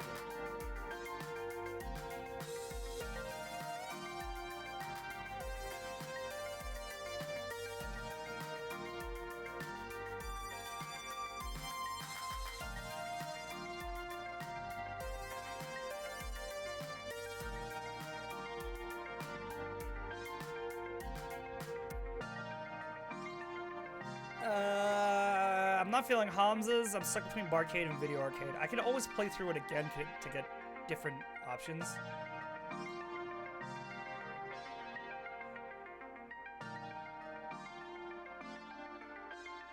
And I don't want to take Percy's money. And I want him to donate his money to a charity. So, we're going... For now, Ben and Matt. Because they've been around the block, literally. They've known Francine for decades. And I want Percy to keep his money.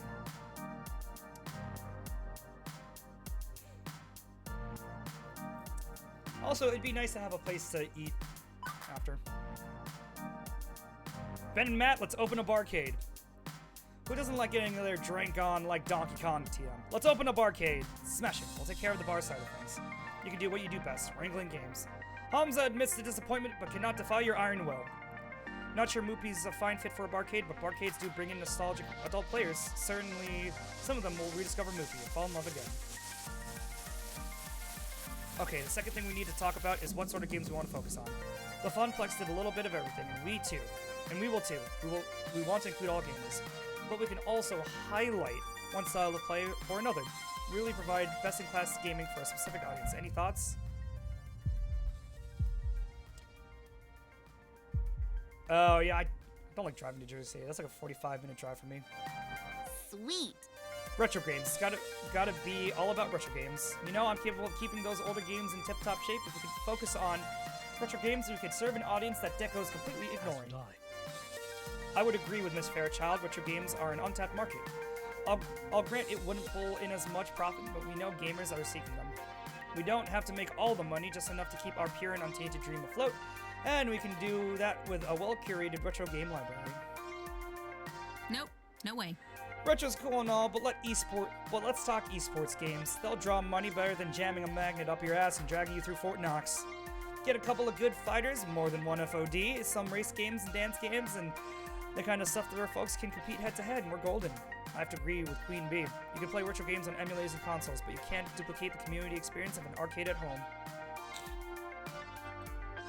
If we had an esport focus, we can build something together which works as a second home for all sorts of gamers. I think you know what I'm going to suggest: redemption and prize games, so they provide excellent profits. It's the core to Deco's business model, yes, but I think if we focus on those games, we can do them right. No predatory pricing, no scams or ripoffs. And the truth is, most people enjoy them, from kids wanting to win the big games to the wistful adults who are capturing their childhood dreams of playing skee-ball on the boardwalk. Yes! They're simple to play, and most of all, they're fun. If they're done right, we can make meaningful memories for everyone. And prizes, did I mention the prizes? We can stock the shelves with the coolest prizes around, better than Deco's prizes, which fall apart 2 minutes after you get them. Which matches my ideal arcade more? Which matches my ideal arcade more? We'll have all three, sure, but do we emphasize retro games, esports, or retro prize games?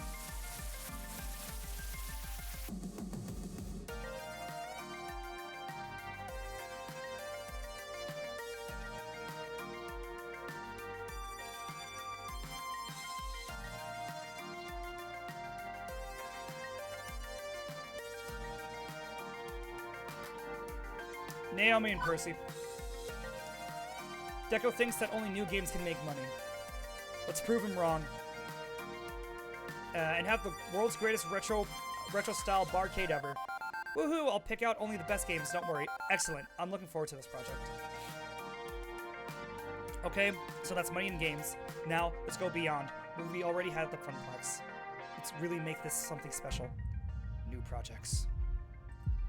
I want a defining feature for our arcade, one which will make it stand out. Something nobody else is doing, something nobody's even thought of before. All ideas are on the table. If it's too outlandish for the Funplex, it's not too outlandish for me. Show me what you got. Well, I mean, I'm not really part of this, but come on. You're my best friend and 100% part of this. I couldn't be here in this moment if it wasn't for you. Go on, Juniper. What's your idea? Branding. The new design firm I joined is okay, but it's not like I enjoy designing new corporate logos for fruit companies and stuff. What if I came on and worked for you instead? Be your brand manager. An arcade needs really stellar image management to stand out from the rest. You need event posters like the event poster I made for you. What if? Oh, hey Juniper. I can add to that. What if we work together? I was thinking of designing a new mascot costume anyway, but if I collaborate and coordinate with you on how it'll tie into the visuals for the rest of the arcade. I Yes. missed a word there. Yeah, it's a winning combination. Ashley and I can do great work together coming up with some really stellar branding and marketing. We'll stand out in the crowd. Hey, hell, I know exactly what sort of project I want us to do. Streamer support. Assembling and packaging away my streaming rig each day is... Assembling and packing away my streaming rig each day is ridiculous, and duct taping a webcam in front of a screen is a lousy hack. If I could step right up to a game and, I don't know, swipe a card or something and be streaming with a direct feed in seconds, well, I can think of a dozen streamers who would just flock to our place to get a piece of that. Yeah. Actually, I think I know how we could do that. I could rig up our general purpose daughter board, which plays man in the middle with a... these are big words. I could rig up a general... I could rig up a general purpose daughter board, which plays man in the middle with a video feed, works with the RFID reader to get a streamer's info. Ties into essential video encoder on the Wi-Fi network. Yeah, I can make that happen without damaging any classic hardware. Once more in English, please. I know software, not hardware. We stick a thingy in a thingy and everything works just fine. That's how you have kids. That's how you have kids. If anyone needs questions on how child conceiving works, just ask Naomi. Stick a thing in a thing and everything just works fine. I'm sure there's some legal and copyright issues to tackle, but if we can do it, let's be the world's first streaming arcade. I was thinking, well, if the reason why older games are considered dead end is that they don't work in the ticket game ecosystem, why not add ticket output to normal games? We could reward skilled players with ticket prizes based on their high score or speed of completion. With the right balancing, we can make old games just as desirable as new ones. Perhaps. As Naomi said, there might be legal hurdles to clear, but I'm in favor of this idea. It's not that I love prize games. I find them boring. Sorry. I find them boring personally. You know, I favor pinball, but profit is the lifeblood of an arcade, and prize games are profitable. If we can get Moopy producing tickets, well, that's something nobody's ever done before. Interesting. But as much as I'd love to do all three, I doubt we have the money or time for that. Let's focus on one project to launch our arcade with. Do we want to have really good branding, or streamer support, or retrofit tickets on old games?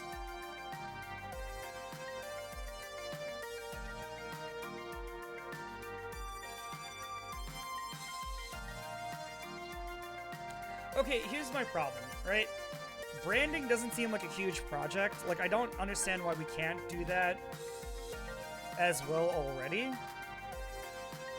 Like, the other two things I get, because then you're messing with, like, the arcade cabinets, but, like, I feel like we could work on our branding anyway.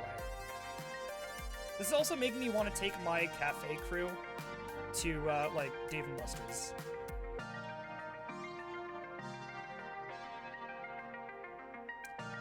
I'm not about the arcade streaming thing.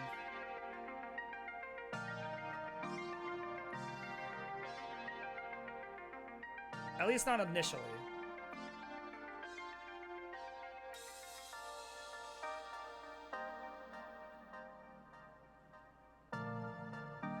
God, I don't really agree with any of these.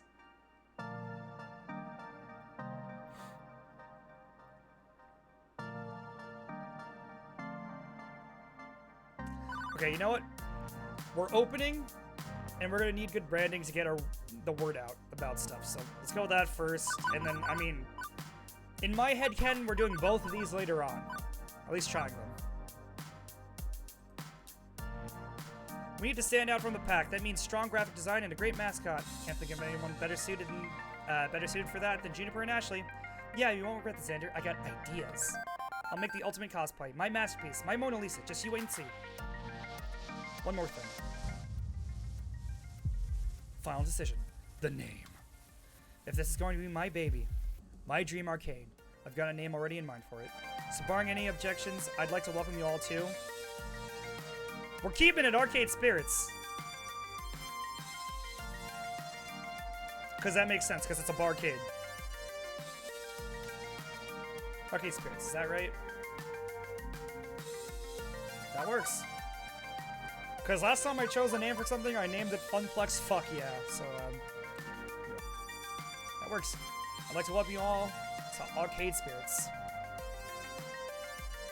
I guess it's sort of a pun since we're going to have liquor and spirits.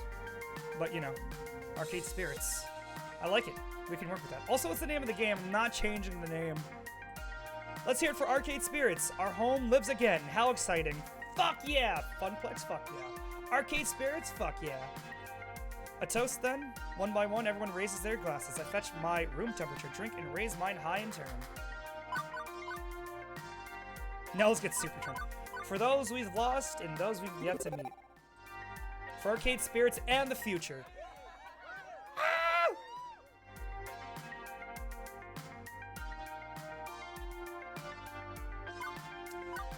Losing everything, then getting it all back, and then some. It's been a roller coaster of a week, to be sure. But I can't rest now. Absolutely not. I need to take charge of this project and my life in general. And I have to do for them what Francine did for us.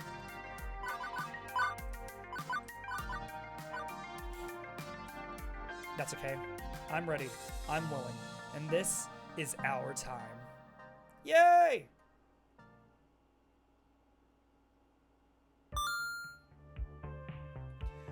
You've cleared level 6 of Arcade Spirits. A winner is you. Now let's see your score.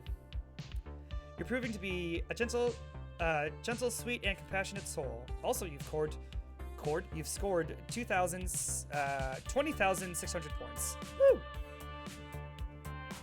Shops in the volcano-devastated city of Pompeii bear the characteristics of a pizzeria. That's a neat, if a bit depressing pizza fact just for you.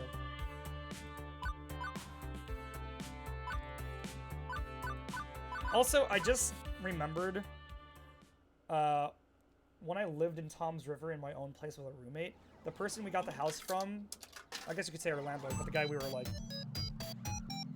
whose house we were living in, his name was Hamza too, so that just kind of... Word mental note. New Game Plus!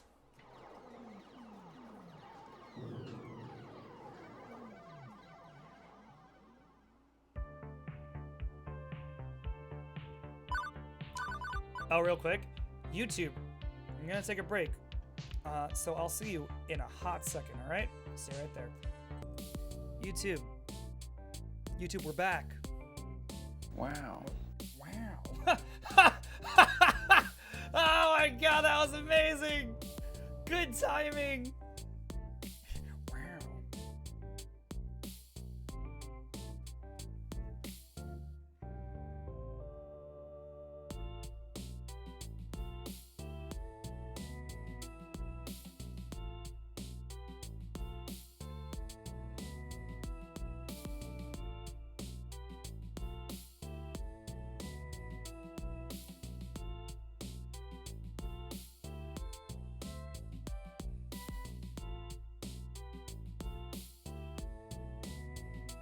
Sorry guys, just responding to a text.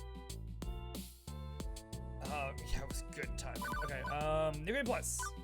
No! Oh yeah. YouTube, we went back because I wanted to see what other options would what would happen with the other options.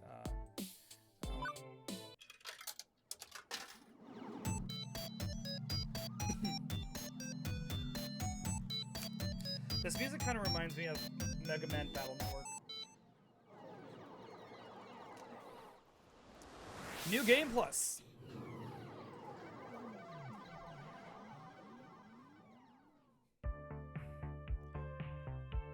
It's the distant future year of 20XX. And for the first time, I am entirely in control of my destiny. A I'm no longer merely working in an arcade. Now I am working on my future. Which admittedly still involves working in an arcade, but still, my future. I'll admit, it feels weird. I'd grown so used to going with the flow, letting life batter and bruise me, that having a true and honest hand on the controls is a bit terrifying. Everyone's counting on me to keep the flame of the Miss Francine's Funplex alive as we moved into the era of arcade spirits, and, well... I'm nervous. Who wouldn't be? There's so much riding on the success of arcade spirits, not just the paycheck, but the hopes and dreams of all my friends. And I can't forget about Naomi's hopes and dreams in particular. Ooh woo. I'm not the only one anxious about this. The stress weighs down heavily on both of us. I don't want to let her down. I keep waiting for the universe to wake up. Ooh, okay, I lowered my chair. I keep waiting on the universe to wake up and notice that I'm on a roll. If fickle fate could take away the Funplex, what could it do to arcade spirits? I know that's hardly a constructive attitude to have, but anxiety is rarely a logical thing. You can know the truth while your nerves tell you something else entirely. Hell yeah. Ain't that the truth? Now all that's left is to get through opening day without incident. I arrive early that morning to go over any last-minute preparations and make sure everything is in order. What the hell just happened? Oh no! Don't wish to exit. No! Don't do that. I almost clicked out of OBS.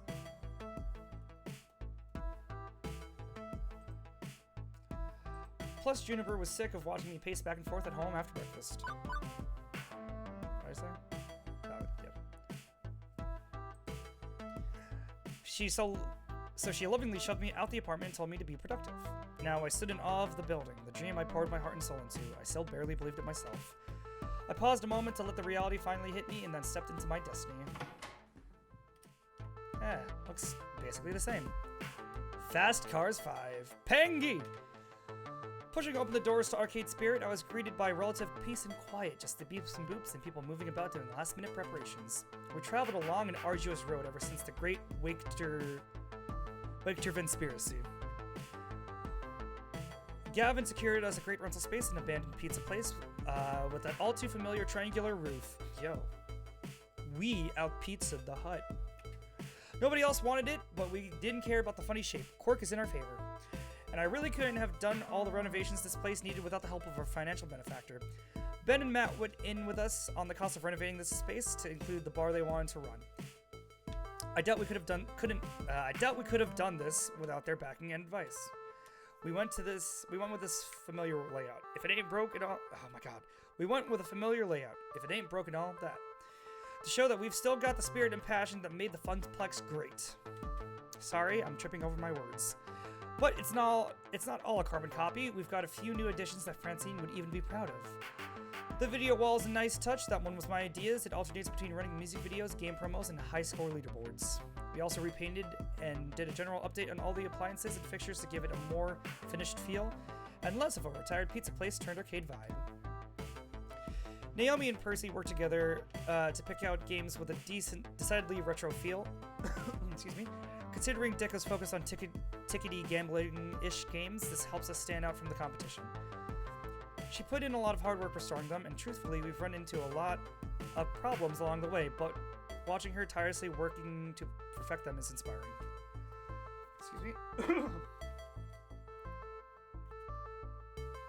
Juniper and Ashley really nailed our grand experiment into unique branding. It's completely on point. By spearheading our advertising campaign, the buzz is building. Our hype train is pulling in passengers of all sorts, and the imagery they've created will ride with them long after they left. Definitely made the right call.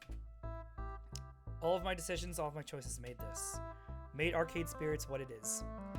So much labor and love went into the project from all of us, and now all that's left is to officially open these doors. But before that fateful hour begins, I still want to do one last check-in on operations, just in case. Stocking up a bar and an arcade at the same time proved tricky. Fortunately, Ben and Matt were more than happy to direct the team tending the bar. The bartenders, if you will. Hello. Hello. Business partner. Or would you simply prefer Xander? Xander works just fine. How's the bar? Stocked with all the fixings for any number of fancy cocktails. And a few basic drafts on tap, of course. Honestly, Matt, you need to enrich your taste buds with a mixed drink or two. Nothing wrong with a pint or two of ale, Ben. Everything's coming up roses. Anyway, we'll be all set for the opening. We'll be overseeing the bar for opening day. After that, we leave you in capable hands of our bartenders. Good people all. Sounds like a plan. Thanks for the update. Running a barcade takes a lot of work. Glad we could divide the labor between us. After my quick check-in, I notice a clock. Its unforgiving hand tells me it's not too long now. Okay, breathe, Xander. Calm down. Everything's clearly under control. There's no need to freak out. You're just mistaking excitement for terror. This is exciting. It is a happy day, the first day of Arcade Spirits. You can do this. You can do this. No, all of us working together, we can do this. As long as no unforeseen problem pops up. Xander, we got a problem. Fuck! Gavin, we're minutes from opening the door. Unless the building is literally on fire, is there something that can wait? Unfortunately, no. Naomi may have just put Arcade Spirits in jeopardy. Babe, what did you do? Don't listen to him. He's worrying over nothing. Seriously? Yes, I'm certain that the lawyers will just pack up and go away once you tell them that the whole thing is worrying over nothing. It's just a penguin. Who cares? Even if someone cared, who's gonna know? Come on, Gavin. Why do you have to be such a control freak over every little detail? The devil is in the details, and thanks to your actions, we're going to end up sued to hell and back, where I am sure you can plead your case with the devil himself. Both of you settle down and Colin explain. Whoa, whoa, whoa, whoa. Enough. Settle down, both of you. Let's take this from the top and assume I don't know anything about what you're talking about, which I don't. I'd like both of you to explain to me calmly what exactly is going on. So frustrating. I'm perfectly calm. It's this one who's freaking out. Nonsense. I assure you I'm not freaking out. I'm having a reasonable reaction to what has transpired. What is going on? Fine, Gavin, you tell them, and I'll explain why you're wrong. Gavin rubs at his temples, feeling a headache coming on. Naomi wants to put her Pango up front. I don't think it'll earn any tokens, but I'm willing to let that go in the spirit of compromise. And to support her dream. How very noble of you. But she's put a topper on it, and that's a problem. A topper? What's that? A cool piece of artwork. A piece of cool artwork you stick on top of a cabinet to attract players, like a sign or a statue or something. They're usually sold with deluxe version of game cabinets, and Pango doesn't have one. Not an official one anyway.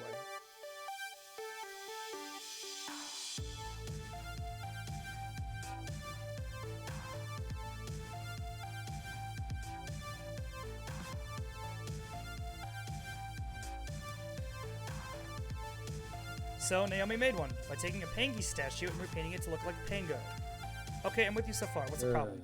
Do you have any idea what the Pangy brand even is, Xander? Yeah, Juniper told me it was some super popular corporate mascots with incredibly protective owners, actually. Exactly. An iconic character of the Matsushita Collective, a corporation which is not exactly known for leniency when it comes to copyright violation. Yes, we live in an age of social media. Brands are becoming more aware that fan works are free promotion, except Matsushita is decidedly not on board with it. Take this matter seriously. I've heard tales of them suing children's daycare centers just for unlicensed Pangy decorations on their wall. They've driven people into the poorhouse for pirating Pangy anime. What the fuck? And now Naomi has doomed us all by defacing the idol of a vengeful god of capitalism to make her precious fake Pango statue. We're all going to be sued to the ground the instant photos of that surface online. Oh, Objection.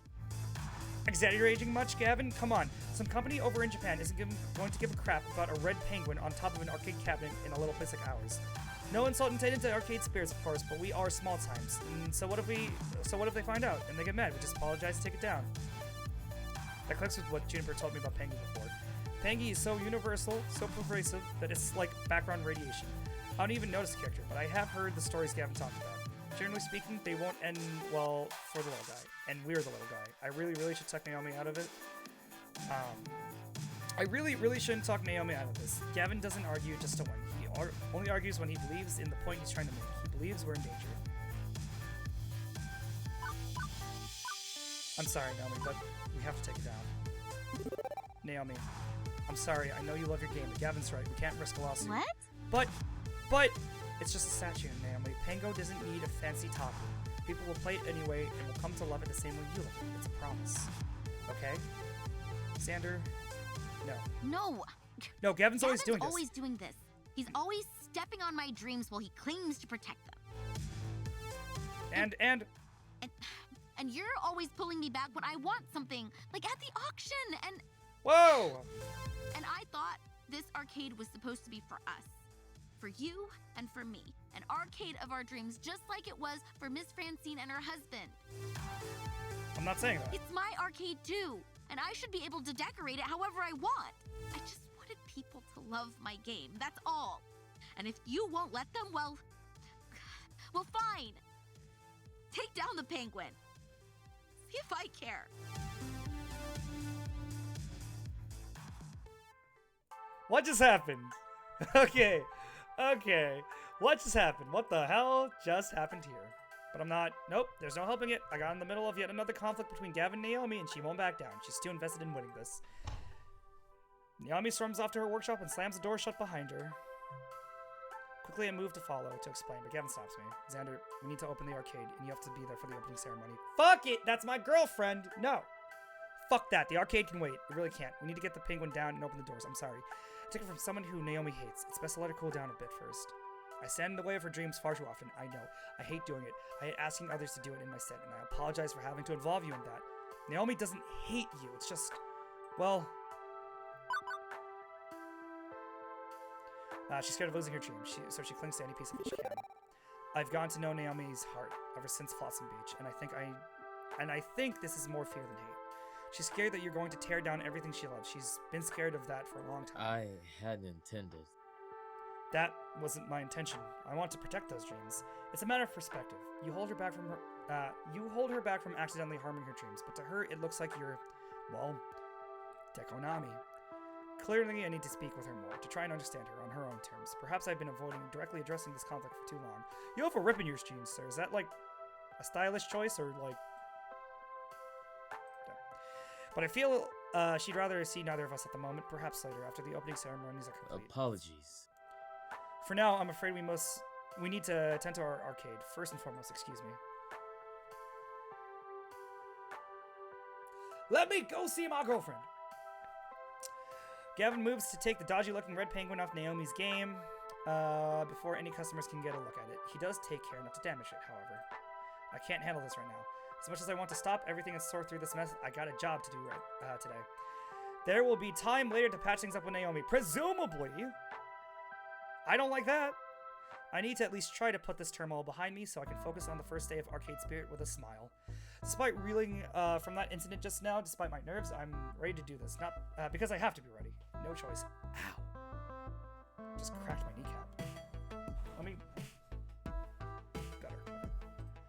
I've got big plans for the opening ceremony. I'm going to open the doors, give my prepared speech to the gathered masses, and stay on hand to greet gamers as they enter. I'm assuming that's not what's going to happen. I'm assuming those plans are going out the door.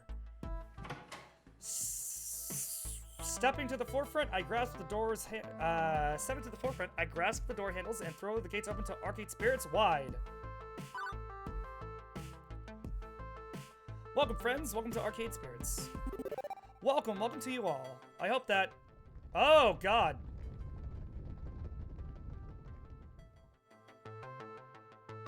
Enjoy dinner. What's for dinner? Let me know later.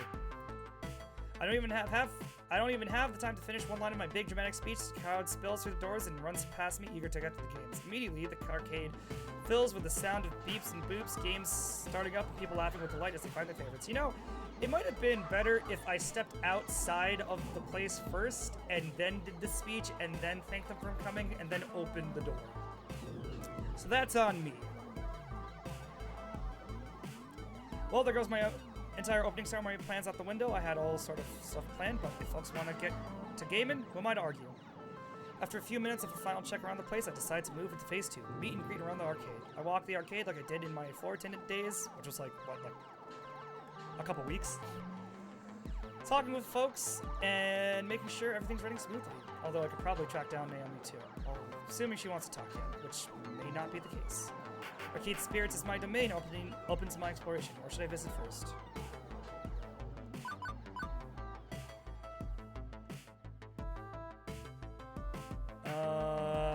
Naomi first. Most of the time I'm drawn to Showtime stage because of the flashing lights and the hip beats, not because it's completely silent, no music at all. As I approach, I see Naomi feverishly working to fix it.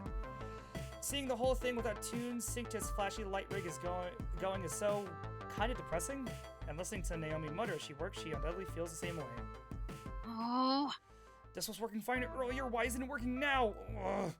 Fortunately, Tio is proving surprisingly knowledgeable about the inner workings of his favorite game. You may need to re-image the hard drive. I know some gray area websites where we can get a replacement copy of the files if needed. This is the third release version of Showtime Stages software, right? Those are easier to come by than the more modern fourth version, oddly enough. The files aren't the problem. I think the hard drive itself was damaged in shipping, and if so, well, you might not be able to dance at all today. I'd have to order a new part. I'm sorry. There were just so many games to get up and running, and I must have missed the ticking time bomb of a hardware failure. Hey, it's cool. I don't need to get my groove on all the time. Hey, Naomi, listen. About earlier. No. Yeah, no. A, I'm still cross with you about that, and B, I've got other more immediate problems. Right. We'll talk later then. She's not wrong. This is definitely an immediate problem. Showtime Stage is one of our flagship games. It's flashy, it's exciting, and Tio's dance moves brings the crowd in. Getting it working for opening day is a priority.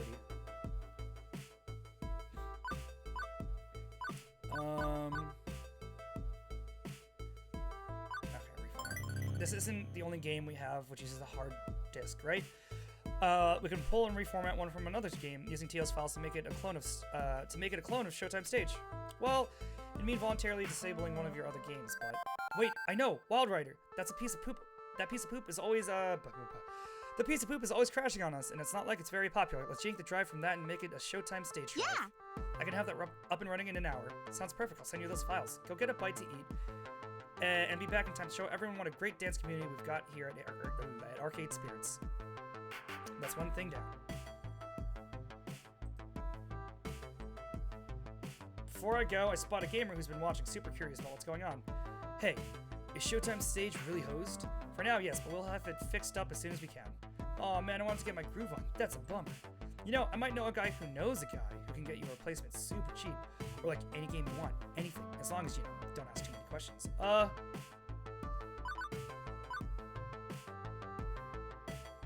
Thanks for your generous offer, but we're fine.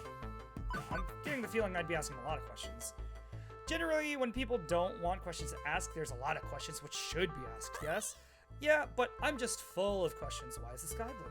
Where do babies come from? Are you a cop? Those sort of questions. But really, are you a cop? Hey, I'm not one of those pigs. No way. Don't worry about it. You need my connection, you just look me up, okay? I'll be here all day. I like this place. It's got a little bit of everything. I'll come back later to wow the ladies with my hot style. Alright.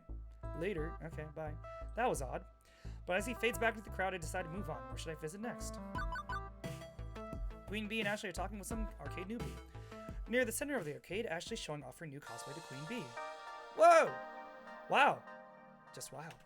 She's been keeping it a total surprise from all of us working... I'm sorry, is that Iris? It kind of looks like Iris. She's been keeping it a total surprise from all of us working in secret on it. Impressive stuff. It seems to have attracted the attention of a brand new customer, at least. Oh! This guy. I think I remember them from Deco's Palace. When I was getting some fries, someone was hogging the bartender's attention. Hey, look, kid, a real life in wild new... Hey, look! Hey, look, oh my god, I can't. Hey, look, kid, a real life in the wild dude. Hiya. Welcome to Arcade Spirits. We're so happy to have you join us for our opening day. Thank you. He's from Deco's Palace. He's a mole. Child, yes, you, young one. Tell Xander here what you told us. That I've never used a joystick before in my life. I mean, I've been to Deco's Palace or played games on my phone, touchscreens and all that stuff. But I've never really been much of a gamer. But all my friends are here today, so I was figuring I might try one out. Oh. Never, not once played it on a joystick. Can you believe it? Yes, we've all been there. No point in faulting them for it now. Duh, but that's just so cute. To be young and innocent again. And don't worry at all. Arcade Spirits is the right place to learn.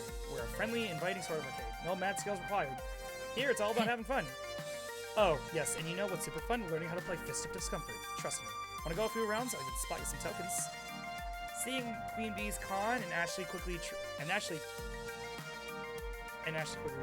to offer some nice. Or you could just join me for a round or two of TMNT. Nothing like a friendly, cooperative brawler game to ease you into things. No way. Best way to learn is to jump head first into the deep end, I say. No regrets, just mashing buttons and moving that joystick. And when you're starting with the hottest title, you've got a built-in community to learn from, right at your fingertips. But, turtles who are ninjas. Looks like I might need to jump in and persuade this kid to choose a game. They look like they're a deer and trapped in headlights. Stuck in the crossfire.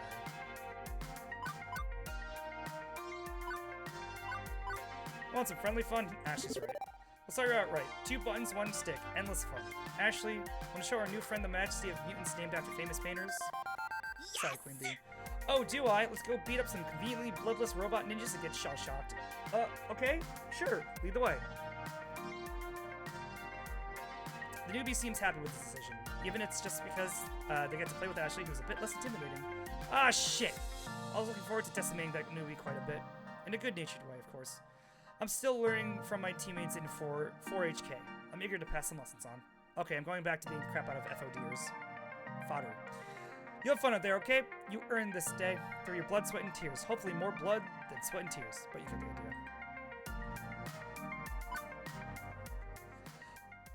the idea. Jamaican Jam is that $8 or $3?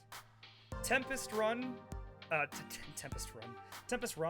$7.50. Double Bobble, $4.50. Alaskan Almond, $6. Extreme Water. It's even better than real water and diet water. $4. Canadian Gangsta, $7. Mortal Cocktail, $6. And Rum Invader, $3.60. Or is that a zero? That's definitely $3.60. One nice thing about being half bar, half arcade is having a pleasant place to relax and get some drinks between games, for staff and gamers alike.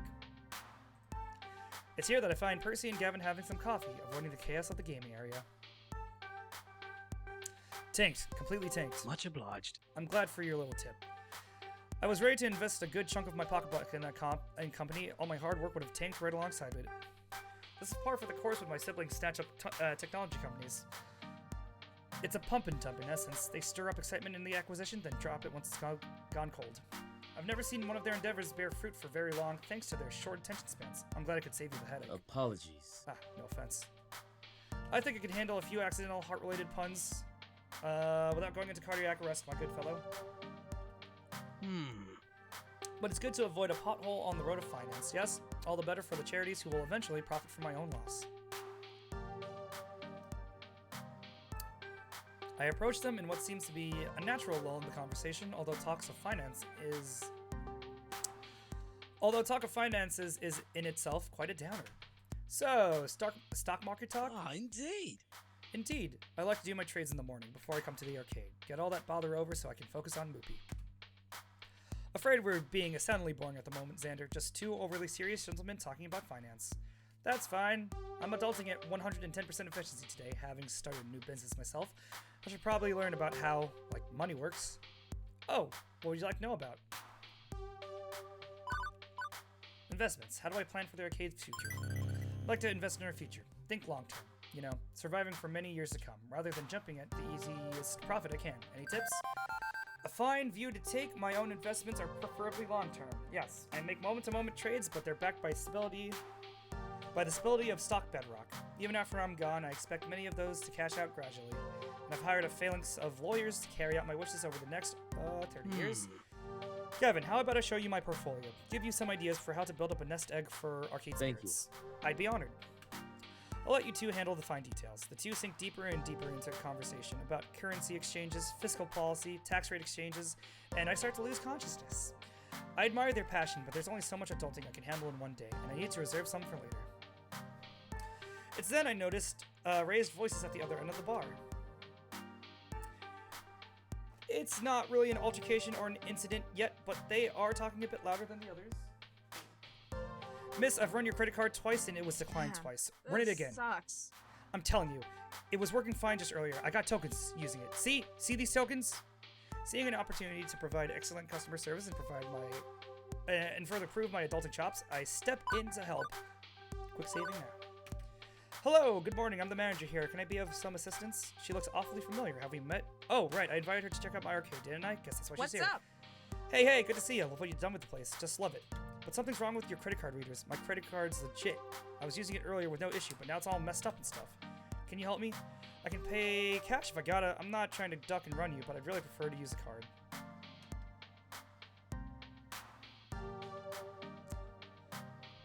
You know, it's on the house. With our thanks. She came to check us out, and I told her to personally. Although I know she's gonna start some shit.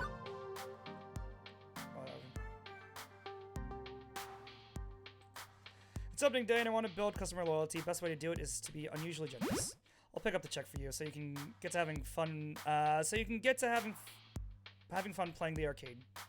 My little way of saying thanks for visiting Arcade Spirits today. Seriously? Wow, thanks a bunch. I had a good feeling coming into this place. Like it'd make a fine home away from home. Glad to see I was right. Super glad. Okay, I'm off to get my game on. She's gonna like charge me $1 million, right? With that matter settled, it's back to wandering the arcade. Where to next? Before I can continue my wandering, Gavin pops up directly in my path. Stop whatever you're doing and look towards the door without making it look like you're looking for anyone in specific. What? Okay, what am I pretending not to be looking for?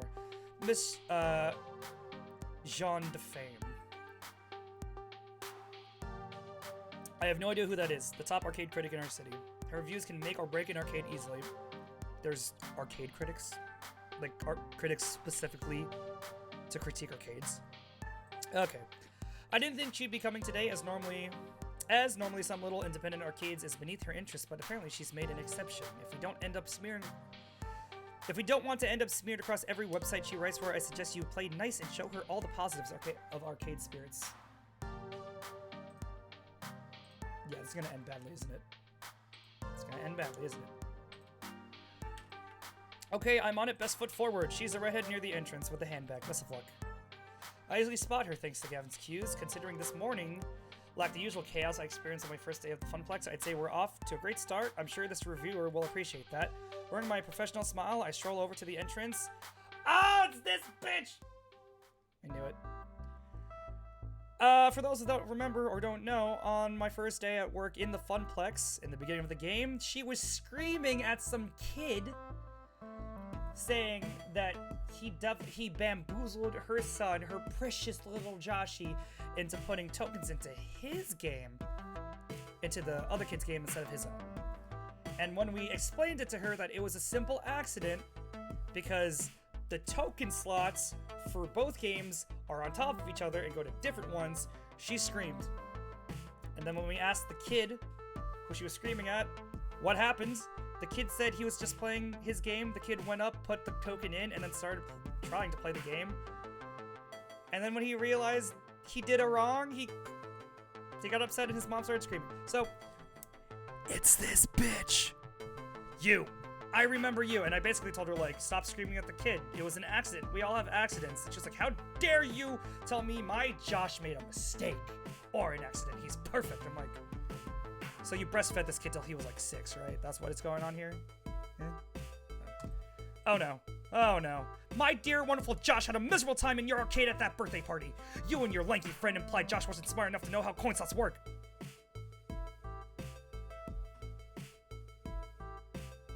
Bitch. Well, this arcade was fun while it lasted.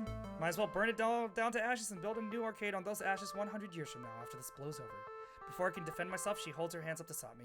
Now, while I seriously question the wisdom of allowing you to run an arcade, and would love more to give you 0 stars and walk away immediately, I am unfortunately committed to be... I'm talking too fast. I'm unfortunately committed by ethical standards to stay and properly review your establishment in a relatively unbiased fashion. So as unpleasant as this may be for both of us, I suggest we remain professional, even if you've dug yourself a rather deep hole to climb out of, in my view. Understood? Hey, real quick, number 1, you're a bitch. Number 2, you're a bitch. Number 3, I'm sorry your son has you as a mom. And 4th, and more importantly, you're a bitch. Understood. Even if I wanted to go on a tirade or cheer her out, I've got to think of the arcade. This isn't some rando angry parent, not this time. Feels like chewing ground glass, but I need to swallow my pride on this. Understood. Excellent. What I need from you now is to stay out of my way. No special treatment or consideration. I need to observe your arcade as a disinterested outside party so I can judge your facility and atmosphere. But rest assured, if I see some egregious mistake, I will bring it to your attention pointedly. So, like, let me guess. Nah, that joke is too mean. My readers likewise will become very aware of your shortcomings. I do my best to support consumer activism, and that requires absolute honesty of any difficulty I observe. I bet your partner must love you. Yeah. So until such a time is required, I suggest we speak no further. Agreed? Sure, fine. Yeah, fuck it. Leave. As you were then, you're not my boss. Not only does she hate us right off the bat, but I can't even leap to the defenses of what we've built here without antagonizing her further. I may need to talk with Gavin about how to save Arcade Spirits from the inevitable negative review. Nothing else I can do now but pray to the arcade gods that everything from here on out goes perfectly. Once again, I wander the floor, but this time, while it's all smiles and pleasantries on the outside, I'm left alone battling my thoughts. This is certainly not helping my anxiety, mind you. Being under a magnifying glass means anything that can go wrong will go wrong in spectacular fashion. Poured on across every arcade enthusiast website in existence. No, wait, stop. Bad thinking. Don't assume things will go wrong. Intrusive thought! Besides, the morning wasn't too eventful. Who's to say the afternoon will be a disaster?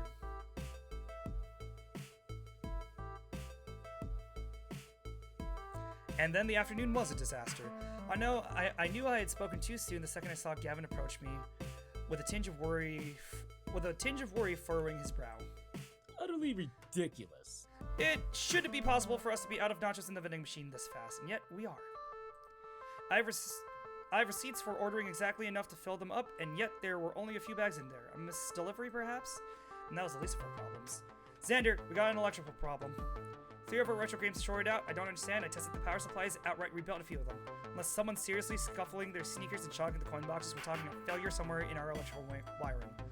Calamity after catastrophe. They just keep piling up. Where's the third one? What? All of our toilets stopped working. All of them. We need to call a plumber fast, not the one that jumps on turtles. Anxiety rising. What are we gonna do? This doesn't make any sense. I'm freaking out. I'll admit I'm freaking out. Maybe we should close down for the day, iron out the wrinkles, try again tomorrow? We are hastily losing our grip on things, and if I don't say anything, we may as well call it quits. I must refocus our energy.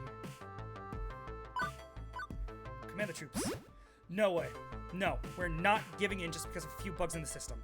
We are the Funplex expatriates, the proud crew of Arcade Spirits. Did we give up when Deco Nami came knocking? Hell no, and we aren't giving up now. I want to hear some solutions. Talk to me. Ashley. The group exchanges nervous glances, then thankfully stops to breathe and think. I will become the plumber we need. I mean, not actually, but I'll grab a plunge and do what I can. In that outfit, too. God bless. We'll have to close down the bathrooms for now, but I'm sure we can convince one of our neighbors to loan us theirs, maybe? I'll check next door with them before I do battle with our demonically possessed toilets.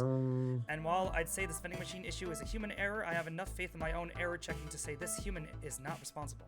I'll make some calls with our distributors and see where the chain broke down. Also see about ordering some quick replacement stock. Mine's a bit more complex. I need to replace the fried power supplies, but I can do that. I can do most of those today. Meanwhile, I'll put a feeler out to the indie arcade community online, see if we can get an electrician with arcade experience out here quickly. I've been meaning to get back into online groups, and even if it means popping my head up in a crowd, I'll do it. Okay, good solutions. Good solution, people. Good solutions, people. Good solutions. Good solution, people. I won't be able to work the floor while I'm taming our restaurants. Xander, can you cover for me? Things seem to be getting more intense as the day picks up. You three focus on your tasks at hand. I may be the boss, but I was floor attendant originally. I can handle whatever Arcade Spirit throws at me. Got it? Gotcha. But I'm changing out of this first. I don't want poo water getting all over my our new mascot. Toodle. That would have been cool, though. I'm on it. You can count on me. Okay. I don't know if Naomi's put our argument behind her, or if she's too focused on what's happening now to really linger on it. I know I'm too focused myself, even if I do have a lingering worry.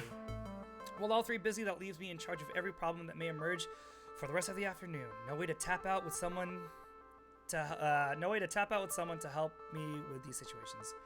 I need to work fast to hit every problem before it's too late. Can't leave any stone unturned this time. No risk of letting something spiral out of control. But I'm ready. I mean, I have to be. No choice.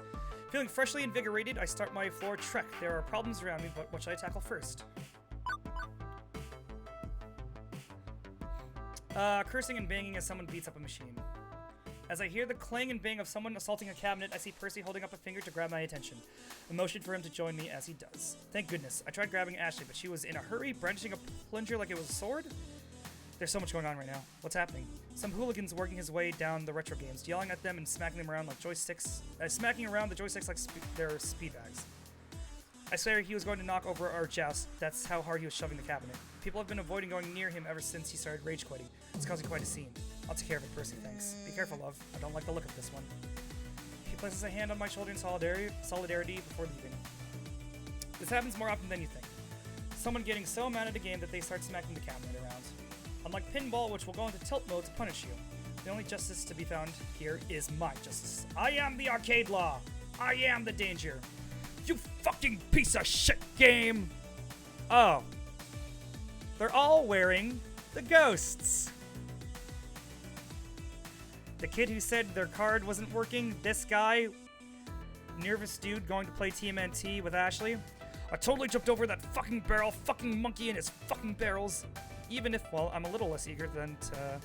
Trash Panda, hello! How you doing? Hope you're having a good day. Don't mind me as I go handle this enraged customer. I am in awe of the size of this lad. He probably eats 6 whole hams for breakfast and bench presses pickup trucks for fun. But I know my duty, I know what I must do.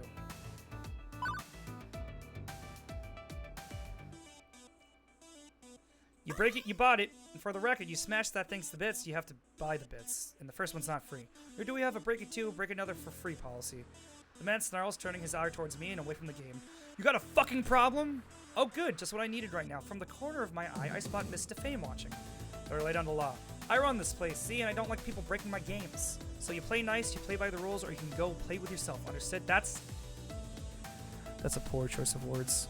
No more hitting games, period. You little, but oddly his attention is diverted to something or someone behind me. It's only a couple seconds, but his whole demeanor changes after that. Fine. Phrasing! Exactly, Trash Panda, you get it. He storms off, deciding he'd rather have the last word than argue it further. I turn to see who or what exactly changed his mind with a sharp glance, but the crowd's too thick. Whoever or whatever it was is gone now. And Mr. Fame's returned to the crowd without a comment. Hopefully quietly approving of my law breaking. That was odd, but I guess a win is a win. Bunnies? The retro television-based video wall was an idea I came up with during renovations. Naomi runs the whole thing off a cheap mini computer too. Practical and inexpensive, and it gives just the perfect amount of flair. I've been pretty proud of it up until this point. For some reason, it's showing a nature documentary about cute and fluffy bunnies instead of retro music videos and arcade high scores. Not that bunnies are a bad thing necessarily, there are so many worse things it could be playing, but still not playing what I wanted it to play. Something's amiss. And I'm still hunting around, and as I'm hunting around for the remote control we keep at the prize desk... I can't talk. The Bay is Naomi, and Naomi and I just got into an argument, so... And as I'm hunting around for the remote control we keep at the prize desk, Tio approaches. Bunnies, huh? Yep, bunnies. Interesting choice, Xander. Not my choice, Tio. I'll have it fixed in a moment. Okay, cool. I was wondering if we suddenly experienced a paradigm shift in arcade gaming or something. The bunnies are really cute, though. Grabbing the remote, I flick it back to the channel 3, which should take the video feed. Video feed from Naomi's system. And it flips back to bunnies on channel 5 a few seconds later. Okay, what's going on? So, guys, got a notification I just want to check out.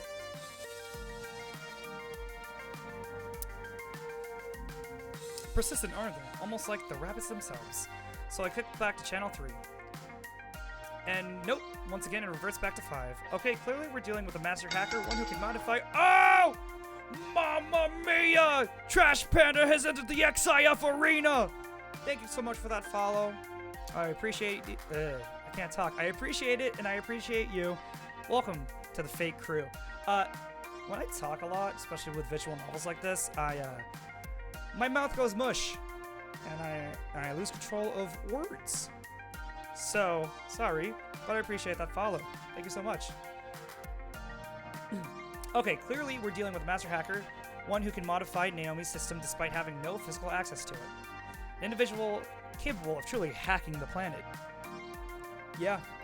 Or it's a prankster with a universal TV remote. I've got one of those myself. Helps me turn off overly loud TVs in bars, which drowns out the beats of whatever game I'm playing. We all stumble over our tongues. It happens. No need to be sorry. Thank you. I hope you're having a good Monday, though. Thanks for dropping in. You a fan of Arcade Spirits? Not that I would ever do that, mind you, just in case. But with great power comes great responsibility. Clearly, whoever is forcing us to watch this lacks the latter. How about I go subtly check the crowd to see if anyone's got a clear line of sight and is pointing a gadget at the video wall each time you change it. I'm strapped for help, so I'm not going to deny Tio's offer. Sure, go for it. The war for remote control continues for another minute, back and forth, from music videos to documentaries about rabbits. And it's showing them mating, which I'm seriously hoping does not count as pornography, or it'll be yet another black mark against us with certain arcade critics. It's only a few minutes, but it feels like an eternity of copulating lagomorphs before Tio returns. Excuse me. Found him. Orange jacket, standing near the pinball section. Is it the kid who was playing TMNT? Thanks, Tio. No worries, anything for you, Xander. I roll up the sleeves of my hoodie, ready to put an end to this. Top 5 games, right up there with Mass Effect as far as storytelling is concerned. Yeah, I love visual novels, and damn, it's high praise. I love Mass Effect. Yeah, it's the arcade newbie. With a ghost pattern, just like the girl who I invited to come to the arcade, who was claiming problems with the card machine. They didn't seem like a troublemaker at the time. What's going on here? Nope, it's definitely this kid. I can see the tiny plastic gadget in their hand briefly before they pocket it. Perhaps noticing my approach, the teenager rolls stealth and gets a natural run, resulting in an awkward and obvious attempt at looking like an unimportant part of the crowd. Hey, did do anything? I mean, hi, good to see you again. What's up? How are things? Given this living bundle of nervousness, I'm not sure I feel like coming down like a ton of bricks on the poor kid, but rules are rules, right?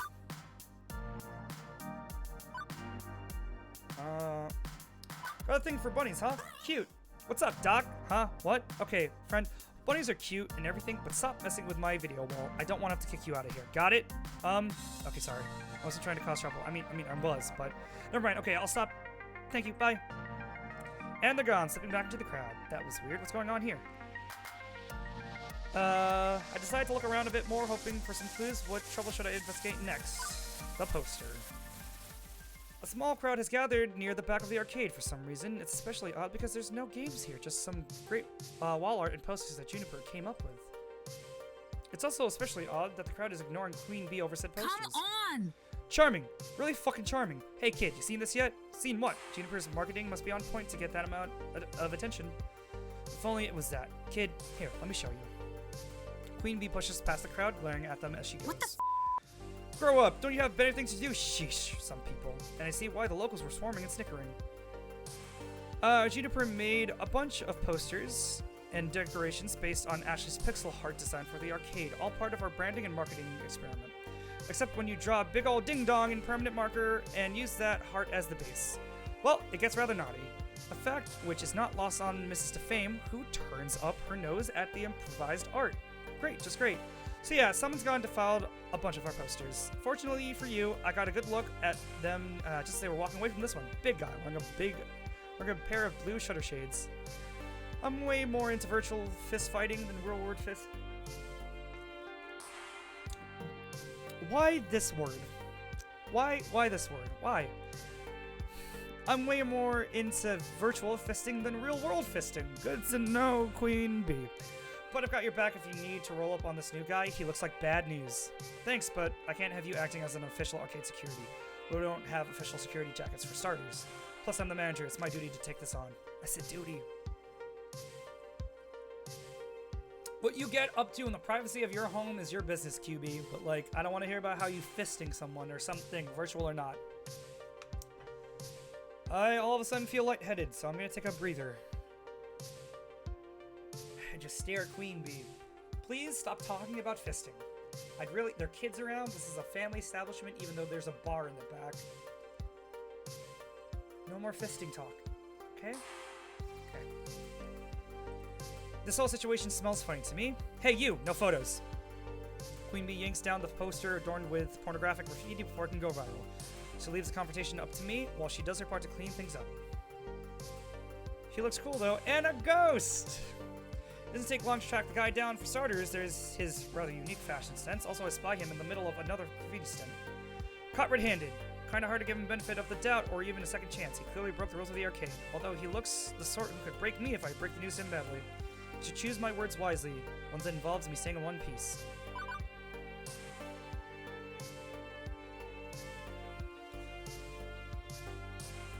keep it up, we'll call the police. Let's be honest with each other, shall we? I'm the manager here, and I know damn well what you've been up to. Immediately, he straightens up, pocketing the item he was committing arcade crimes with, all nonchalant like. What? I wasn't doing nothing. Yes, you were, in fact. I know, in fact, exactly what you're doing, and if you keep on doing it, I'm calling the police. This is a second chance, a rare one, and I suggest you take it. There will not be a third, understood? At first he growls a little, ready to protest his innocence, before he holds himself back. Luckily, I'm under orders, nerdo. Fine, whatever you want. I'm the nerdo? You're the one wearing belt studs in frickin' 2020X. And you're wearing a vest over a hoodie. Who wears a vest over a hoodie? Just get a hoodie, just get a hood with a vest. Aesthetic? You're wearing shutter shades. Frickin' Kanye West circa 2009. Kanye West wore those 2009, right? That was for, like, graduation. Yeah. And he walks off into the crowd without another word. I'm left in a state of utter confusion as our exchange, at our exchange, but I'll take it, honestly. Iris? Yeah, I'll keep an eye on him through the security video feeds, don't worry. I'll let you know if he resorts to his nefarious ways. I made a war of this over my final hoodie. Well, you're an exception. You're cool. You're not graffitiing the place. And you're also not wearing shutter shades. Do people still wear shutter shades? Is that a thing? I thought they faded out around, like, 2014. All handled and without causing an incident. Although I'm vague on what he meant by orders exactly. The fashion is lumberjack. Yo. It's okay, we love lumberjacks. Get me a flannel vest. I'll wear that shit all day. With that in the bag, I quickly look around to see if there's anything else I can address. Before I can continue my quest to purge my arcade of evildoers, I'm interrupted by an onslaught of my hardworking staff. I knew it, Xander. I knew it, Xander. About our missing inventory. Oh. When I get my hands on whoever did this, I found the electrical problem, Xander. Sabotage! Sabotage and treason! An enemy agent walks among us. Among us? Amogus! Dude, it's pretty sus. Okay, so we have some insight to what's causing all these messes, but it's a chaotic jumble right now. One at a time, please. Our suspiciously low snack inventory was indeed not a human error. The delivery truck never arrived here. It was routed to a garbage dump due to computer error, or as I suspect, malfeasance. And malfeasance explains... malfeasance explains our electrical problems too. Remember my joke about someone scuffing their feet and shocking the coin boxes? Nope, actually what happened? An external shock, not a grid failure. Someone's using a battery or some other shock prod and using it to crash our games. It must be the same person who flushed a bunch of wadded up paper towels and firecrackers down the toilet. It's a war zone in there, and I was able to dredge up one super gross chunk of it, but we'll need a professional plumber to get the rest. So I won't fight you for Naomi, only because it means I won't have to fight her for Gavin. Deal. Deal. I mean, hey, Gavin's a good looker. I don't know, something about Naomi. She's cute. Gavin's biceps, though? They're good. This is all sounding way too suspicious to be random acts of hooliganism, and it also ties into what I've been handling on the floor. Huh. I've had to deal with pranksters all afternoon, too. I've been super busy playing firefighter, running from blaze to blaze with a leaky bucket, that I haven't been able to put the pieces together. But now it's clear, and I know what I must do.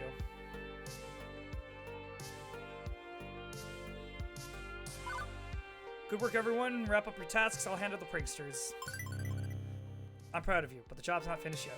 Gavin, order us replacement inventory. Ashley, find a plumber. The best we can afford. Naomi, finish up replacing the fried power supplies. As for me, I'm going to have a word with our miscreant. You know who to blame for this mess? I've got a pretty strong suspicion. Go get him, Xander. Babe? No word from Babe. And with a nod of solidarity, all of us split up, each of us on our mission to thwart the ne'er-do-wells. I'm not particularly thrilled to begin this confrontation. My nerves haven't stopped jangling since this morning, but well, my friends are counting on me to lead, and to be the responsible one. I can foist this off onto Gavin like I might have at the Funplex. Finding my Corey isn't particularly difficult. She's been in the background the whole time, watching and waiting as I ran around trying to put a lid on the mayhem. Her eyes study me as I approach, grinning ear to ear. Hiya. Hi. Hello there. Fuck you. Figured it out, huh? Yep, I can't say I understand the whys. Actually, I do, because I know who you actually are, because I've watched gameplay of this, but at least I know the who. The matching fashion style was a pretty big clue. I guess a formal introduction's in order. Yeah, okay. The name's Sue. Natural-born leader, hacker extraordinaire, and leader of the Ghost Monsters, the hottest gang on these streets. Daughter of someone powerful. Pleased to meet ya. She playfully curtsies, her wicked smile never ceasing. Yeah, I guess my friends were a little wild and crazy, leaning a bit heavy on the pranks. But clearly, you were cool with that, since you didn't kick any of us out. I respect that. I really do. Shows you know it's all in good fun. Reed Sid, hello! Let me make it up to you. ¿Cómo okay? está, padre? Sue steps back and taps a button on her smartwatch. And from the crowd of gamers, her whole gang assembles. Finally caught your stream. Welcome! I missed you, man. How you doing? Gang, this is, what was your name again? XanderisFake. Gang, this is XanderisFake. This is Inky, Blinky, Pinky, and Clyde. Now then, she turns to face her ghost monsters. You're all very, very naughty, and I'd say they're owed an apology. A big fat I'm sorry from each of you. Don't you agree? How's work? Work is alright. Yep, can't complain. How's work for you? Are you still working at Starbucks? Each of them mumbles a semi-coherent, semi-sincere apology. Yeah, whatever, sorry. Real sorry. Gosh, I'm so sorry, Mr. Fake. I'm really sorry. Orange Kid, you're fine. When they're finished, Sue faces me once There. again. Everybody's sorry, which means everybody's forgiven.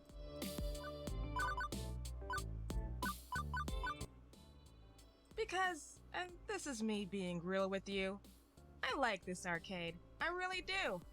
It beats the crap out of Deco's Palace, that's for sure. I can easily see this being our new home, you know? Yeah, be a barista I trainer. admire what you've done with the place. Get that more money. It's totally awesome, and I'm really looking forward to coming back. Oh, yeah. Again and again. Yeah, well, to be a shift, you need to be a barista trainer. You need to train at least 2 people to be a shift, so I'd say do it, man. If you're enjoying it, go for it. Okay, real quick.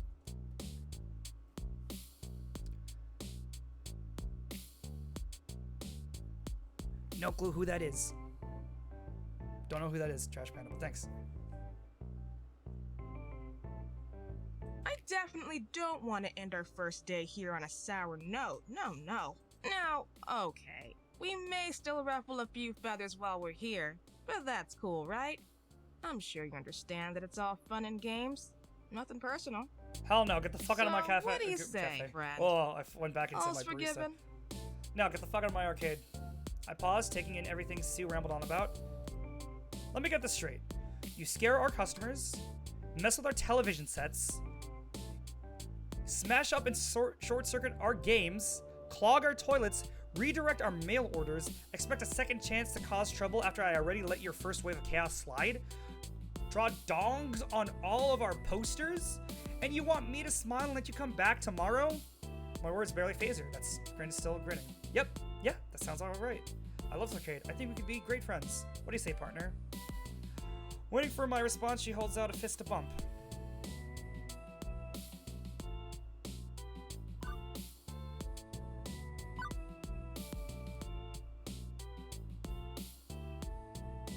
If you truly love this arcade, you have to stop causing problems. Look, I'm sure you're all good kids at heart, but if I let you hang out around here and you just cause more problems, it's no good for any of us.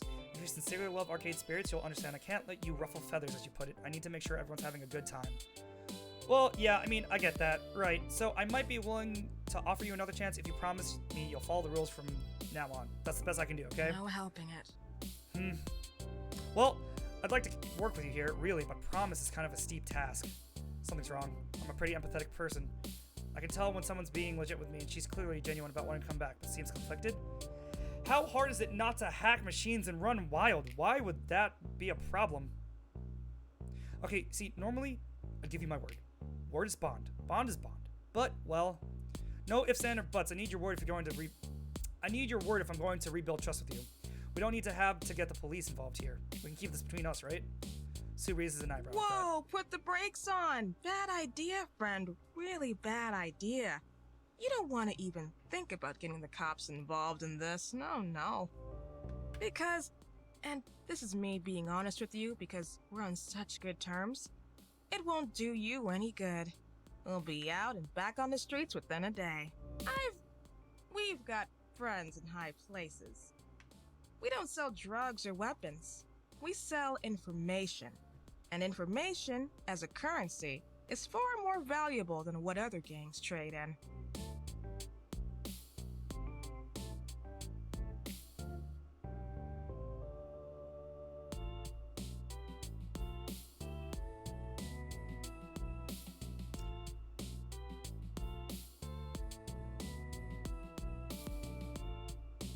There it is.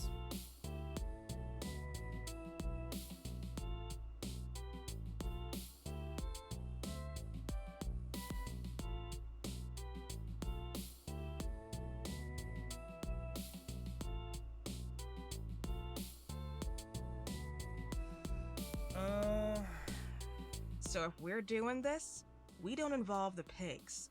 Any problems? You come to me direct. You don't want to see what I can do with... So now you're threatening me. I'm just telling you how it is. What you do now is entirely up to you. But before she can continue her tirade, we were rather rudely interrupted. Oi, Sue! Why do I think that was like an Australian accent? What the hell do you think you're doing here? The thick tension that surrounds us melts away. We're directed to the new challenger. All eyes glare towards them. Is that another They are not teenagers. They can't be teenagers. Look at them! Look at them! Girl got a koi tattooed on her stomach. Oh, great. Okay, Xander, hold that thought. I got business to attend to. Damn right you do. Ghost monsters don't operate south of 23rd Street. You damn well know this is lovely chainsaw territory. Get lost or get tossed. If I wasn't confused before, I sure as heck am now. All I can do is watch this unfold before me. With a clap, Sue summons her buddies to her side. I'm sorry, south of what? I don't recall signing any non-compete agreements with your darlings. Ghost monsters for life! Oh, ghost monsters, this locker room gossip queen is disrespecting your fearless leader. What do we say to that? Nobody disses Sue on my watch, nobody. Yeah, and I ain't scared to hit a chick. I'm an equal opportunity, socially maladjusted individual.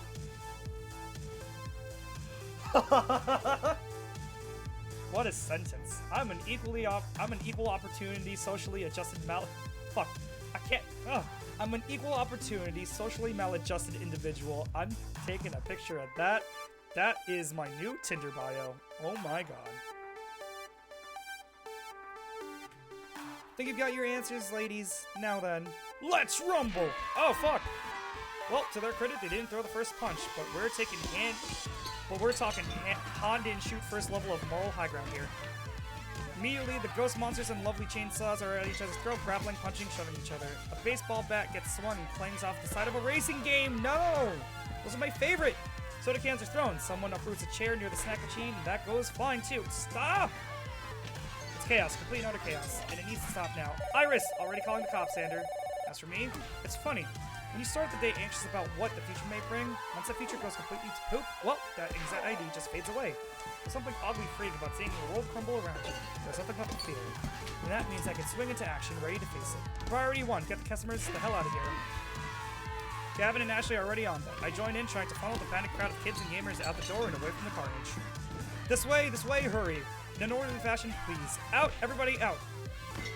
The fight spills into the bar area because of course it does. What this ruckus really needed was tons of broken glass, right? Damn it! I'm not letting that bitch get away with this. Until now, it's been the world's sloppiest barroom brawl. Teenagers flailing at— You guys are teenagers! Stop! Flailing at each other wildly, generally wrecking the scene rather than each other. But now she's pulled out a gun. Kid, where did you get a gun? Not some arcade-like gun, but a real-life shooting and killing gun. This isn't happening. This cannot be happening. Oh, fuck, she's still here. The fucking critic. Will, is this the queen you're talking about, by the way? This lady? But this is 100% happening. The leader of the lovely chainsaw gang raises her weapon and takes aim at Sue, trying to end this. But her target is conveniently ducked behind Mr. Fame and Queen Bee. If I don't do something, someone is going to get seriously hurt. My mind races. Calm acceptance washes over me. This is how things will be. No helping it. One chance to do something good in the midst of all the chaos. Time slows for me, like I'm trapped in a dream state. Pure instant takes over and I start running towards them.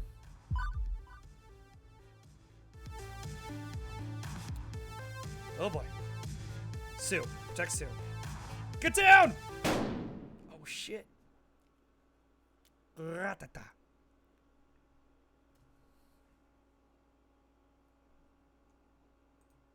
Whoa. Holy shit, what did you... I was aiming for Sue. Pigs, pigs! Run for it! Oh, shut up, Clyde. Stay cool and wipe the footage first. Do it. Stay with us, Xander. Stay with us. Help us on the way. Fucking don't wipe the footage. Grandma! I just wanted to make a dream for everyone to enjoy. That's all. Was that so wrong? Is that what you would have done? Sorry. It's what you would have done. It's what you did do for all of us. But I guess no good deed goes unpunished, huh? The family curse. You've a strong spirit, dear. Are ghosts real or am I hallucinating because I'm losing blood? You'll get through this, I know you will. But for now, oh, you'd best wake up. There's still more to be done. Francine. Granny Francine.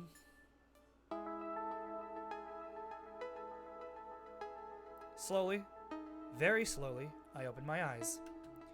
The soft beeping of medical monitors greets me, as well as an angel in white. Well, an angel in a white lab coat. While they're no heavenly being, they do appear to be my doctor, armed with nothing more than a clipboard. I'm still a little hazy as they briefly explain the situation. Thanks to my wild theatrics, the shooter was startled enough that her bullet missed its intended target and instead went into my leg, which hurt like a bitch, but apparently resulted in a surprisingly clean shot that I'll recover from in a few weeks easily. 2 days in the hospital, a week or two on crutches, some limping, then I'll be back to 100%. And I can steal Deco Nami's cane and use it because I actually need it. And more importantly, nobody died. I can live with this momentary pain if someone else gets to live, period. So, could have been better, could have been worse. The doctor, having given me the report, leaves to treat their other patients, but before they do, they inform me I have a visitor. At least there's a plus side. I just wonder who it is. The Bay! When I look over to see who it is, I see Naomi standing there, tears streaming down her face. She rushes over to my side, embracing me in a hug. Oh my, I was so scared. Naomi, I'll be fine. It's like a Hollywood gunshot. I'll walk it off. You were bleeding everywhere. Okay, a larger than usual Hollywood gunshot, but the doctor said I'll be fine in a month or so. It's no big deal. Trying to downplay the seriousness of it all does nothing to placate Naomi's frustration. It is a big deal. How could you just toss your life away like that, jumping in front of a gun? How could you try to protect people from harm? I can't criticize you for that. I just got so scared when I saw you bleeding on the floor. I mean, just hours before that, I was mad at you over a penguin statue of all things. It feels so silly in hindsight. I mean, if the last thing I'd ever said to you was in anger. Of course, now she replaced her earlier anger with self-resentment. Not exactly an improvement.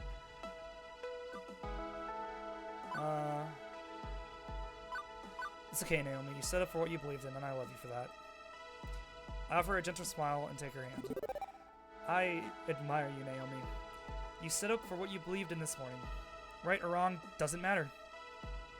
Angry words don't matter. What matters is your spirit. I'm never going to hate you for speaking your mind, and we can't always agree on everything. Arguments happen. They won't tear us apart, not ever. I promise you that. Even when I'm yelling at you about a silly penguin? Well, I can't say I'd enjoy being yelled at about a silly penguin, but I don't think it's going to make me abandon ship either. Naomi sighs and wipes away some tears. I can be very opinionated, let's say. But that doesn't mean I need to yell. It doesn't mean I need to be angry. I can stand up for myself without throwing a fit. I guess people in love argue from time to time. It's normal. But next time, I'll try to do it without the fireworks. And I'll promise the same thing in return. As long as we remember that we love each other no matter what, we can talk through any problem. It's going to take a lot more than a little shouting about a penguin to make me break up with you, Xander. I think you're stuck with me for a long, long time. And I trust you to protect my dreams, even when you have to protect me from myself. I hate having to pull you back from that dream, though. You're not. You're helping me be realistic about things. Miss Francine was a dreamer, but she also tried to be realistic. I should aspire to be more like her. I guess I just freaked out a little when Gavin stepped in and stepped on my idea. Obviously, he doesn't care about my dream the way you do. And we're back to Gavin versus Naomi rivalry. When I was only a floor attendant, it wasn't really my responsibility to sort that one out, but as the new boss, I think it's time to try to put this one to bed.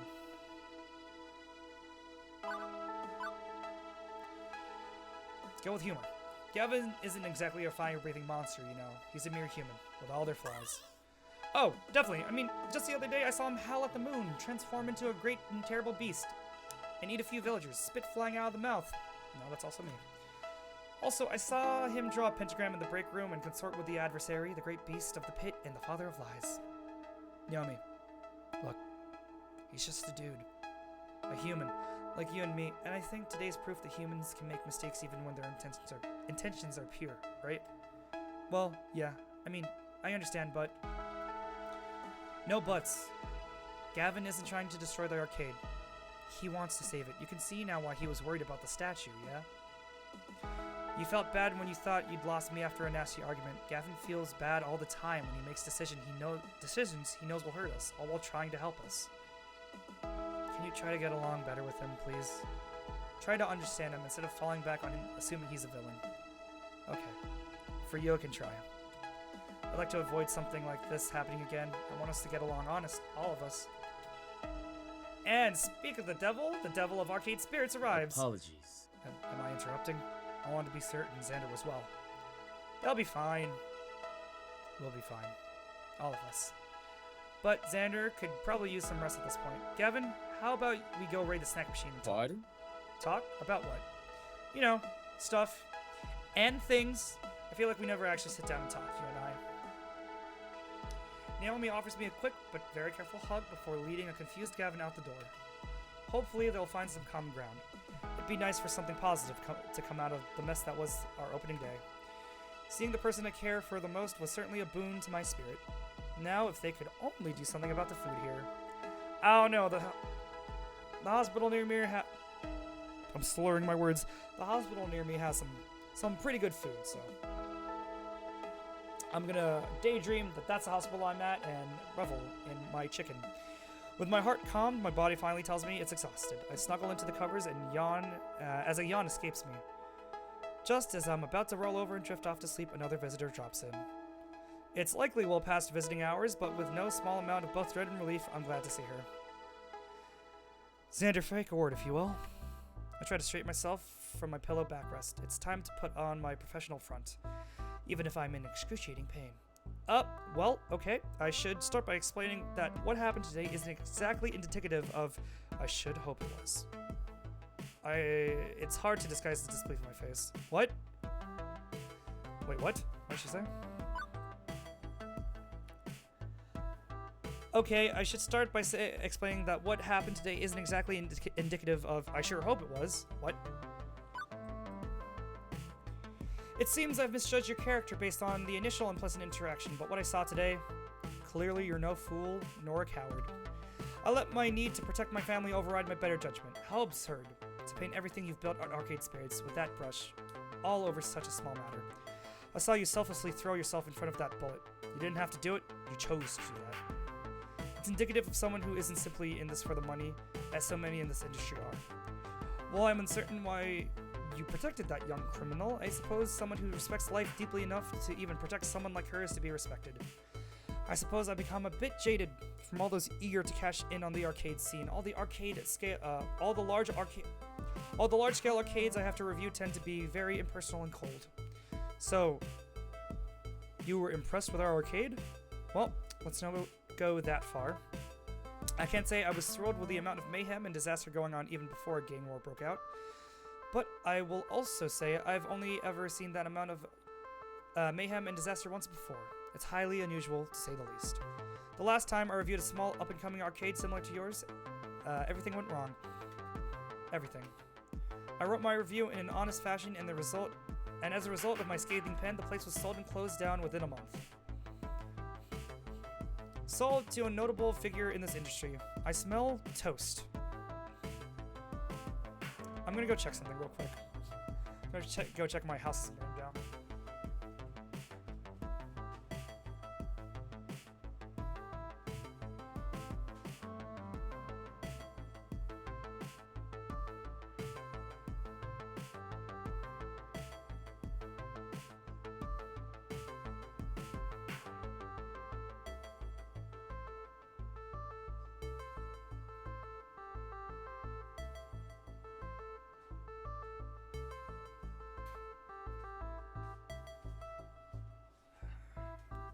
Something was burning in my toaster oven. Wait, you don't mean...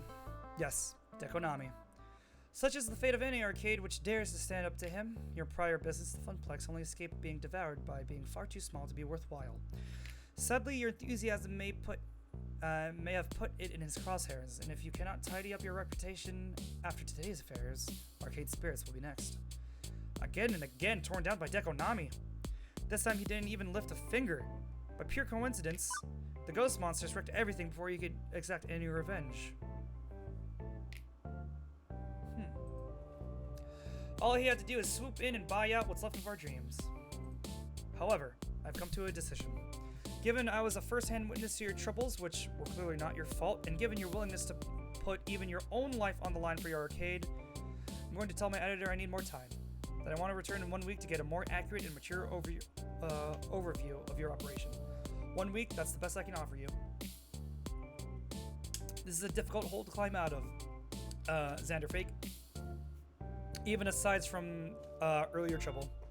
Yeah, coincidence? Okay. Even aside from earlier trouble, having a gang fight and a shooting transpire in an arcade, well, the press will feed on this. Even if I was the only press present and accounted for, they'll dig and they'll speculate and they'll chew on your bones. If your arcade survives that initial onslaught, I hope to write a proper review which can lay those concerns to rest. My brain is not working.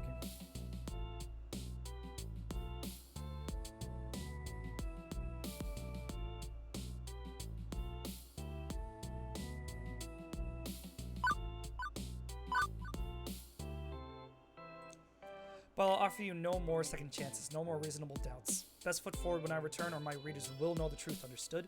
Understood. Then I'll leave you to your recuperation. With a curt nod, she turns and leaves the room, leaving me with my thoughts. 1 week. I've got exactly 1 week to completely rebuild our reputation and clear the good name of Arcade Spirits. Otherwise, it's game over. For all of us. Fuck!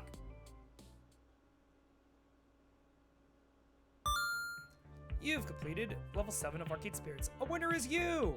Now let's see your score. You're proving to be a gentle, sweet, and compassionate soul. Also, you scored 23,650 points. Woohoo! And now let's have one last pizza fact. One last one? Oh shit. 62% of Americans prefer meat toppings on their pizza, while 38% prefer vegetarian. Everybody loves different kinds of pizza, and that's a beautiful thing. Do you want to save your game before proceeding to... drumroll, please? The final level! Hell yeah.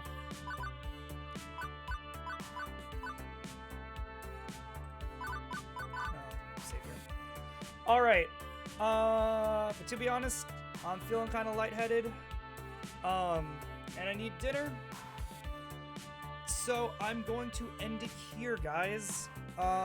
Thanks for hanging with me. Thanks for spending some of your Monday afternoon with me. Let me see if I can go raid someone, but before that, hey YouTube, hope you enjoyed. I'll catch you around, okay? See you later. See you for the finale of Arcade Spirits. At least the first playthrough. Catch you later.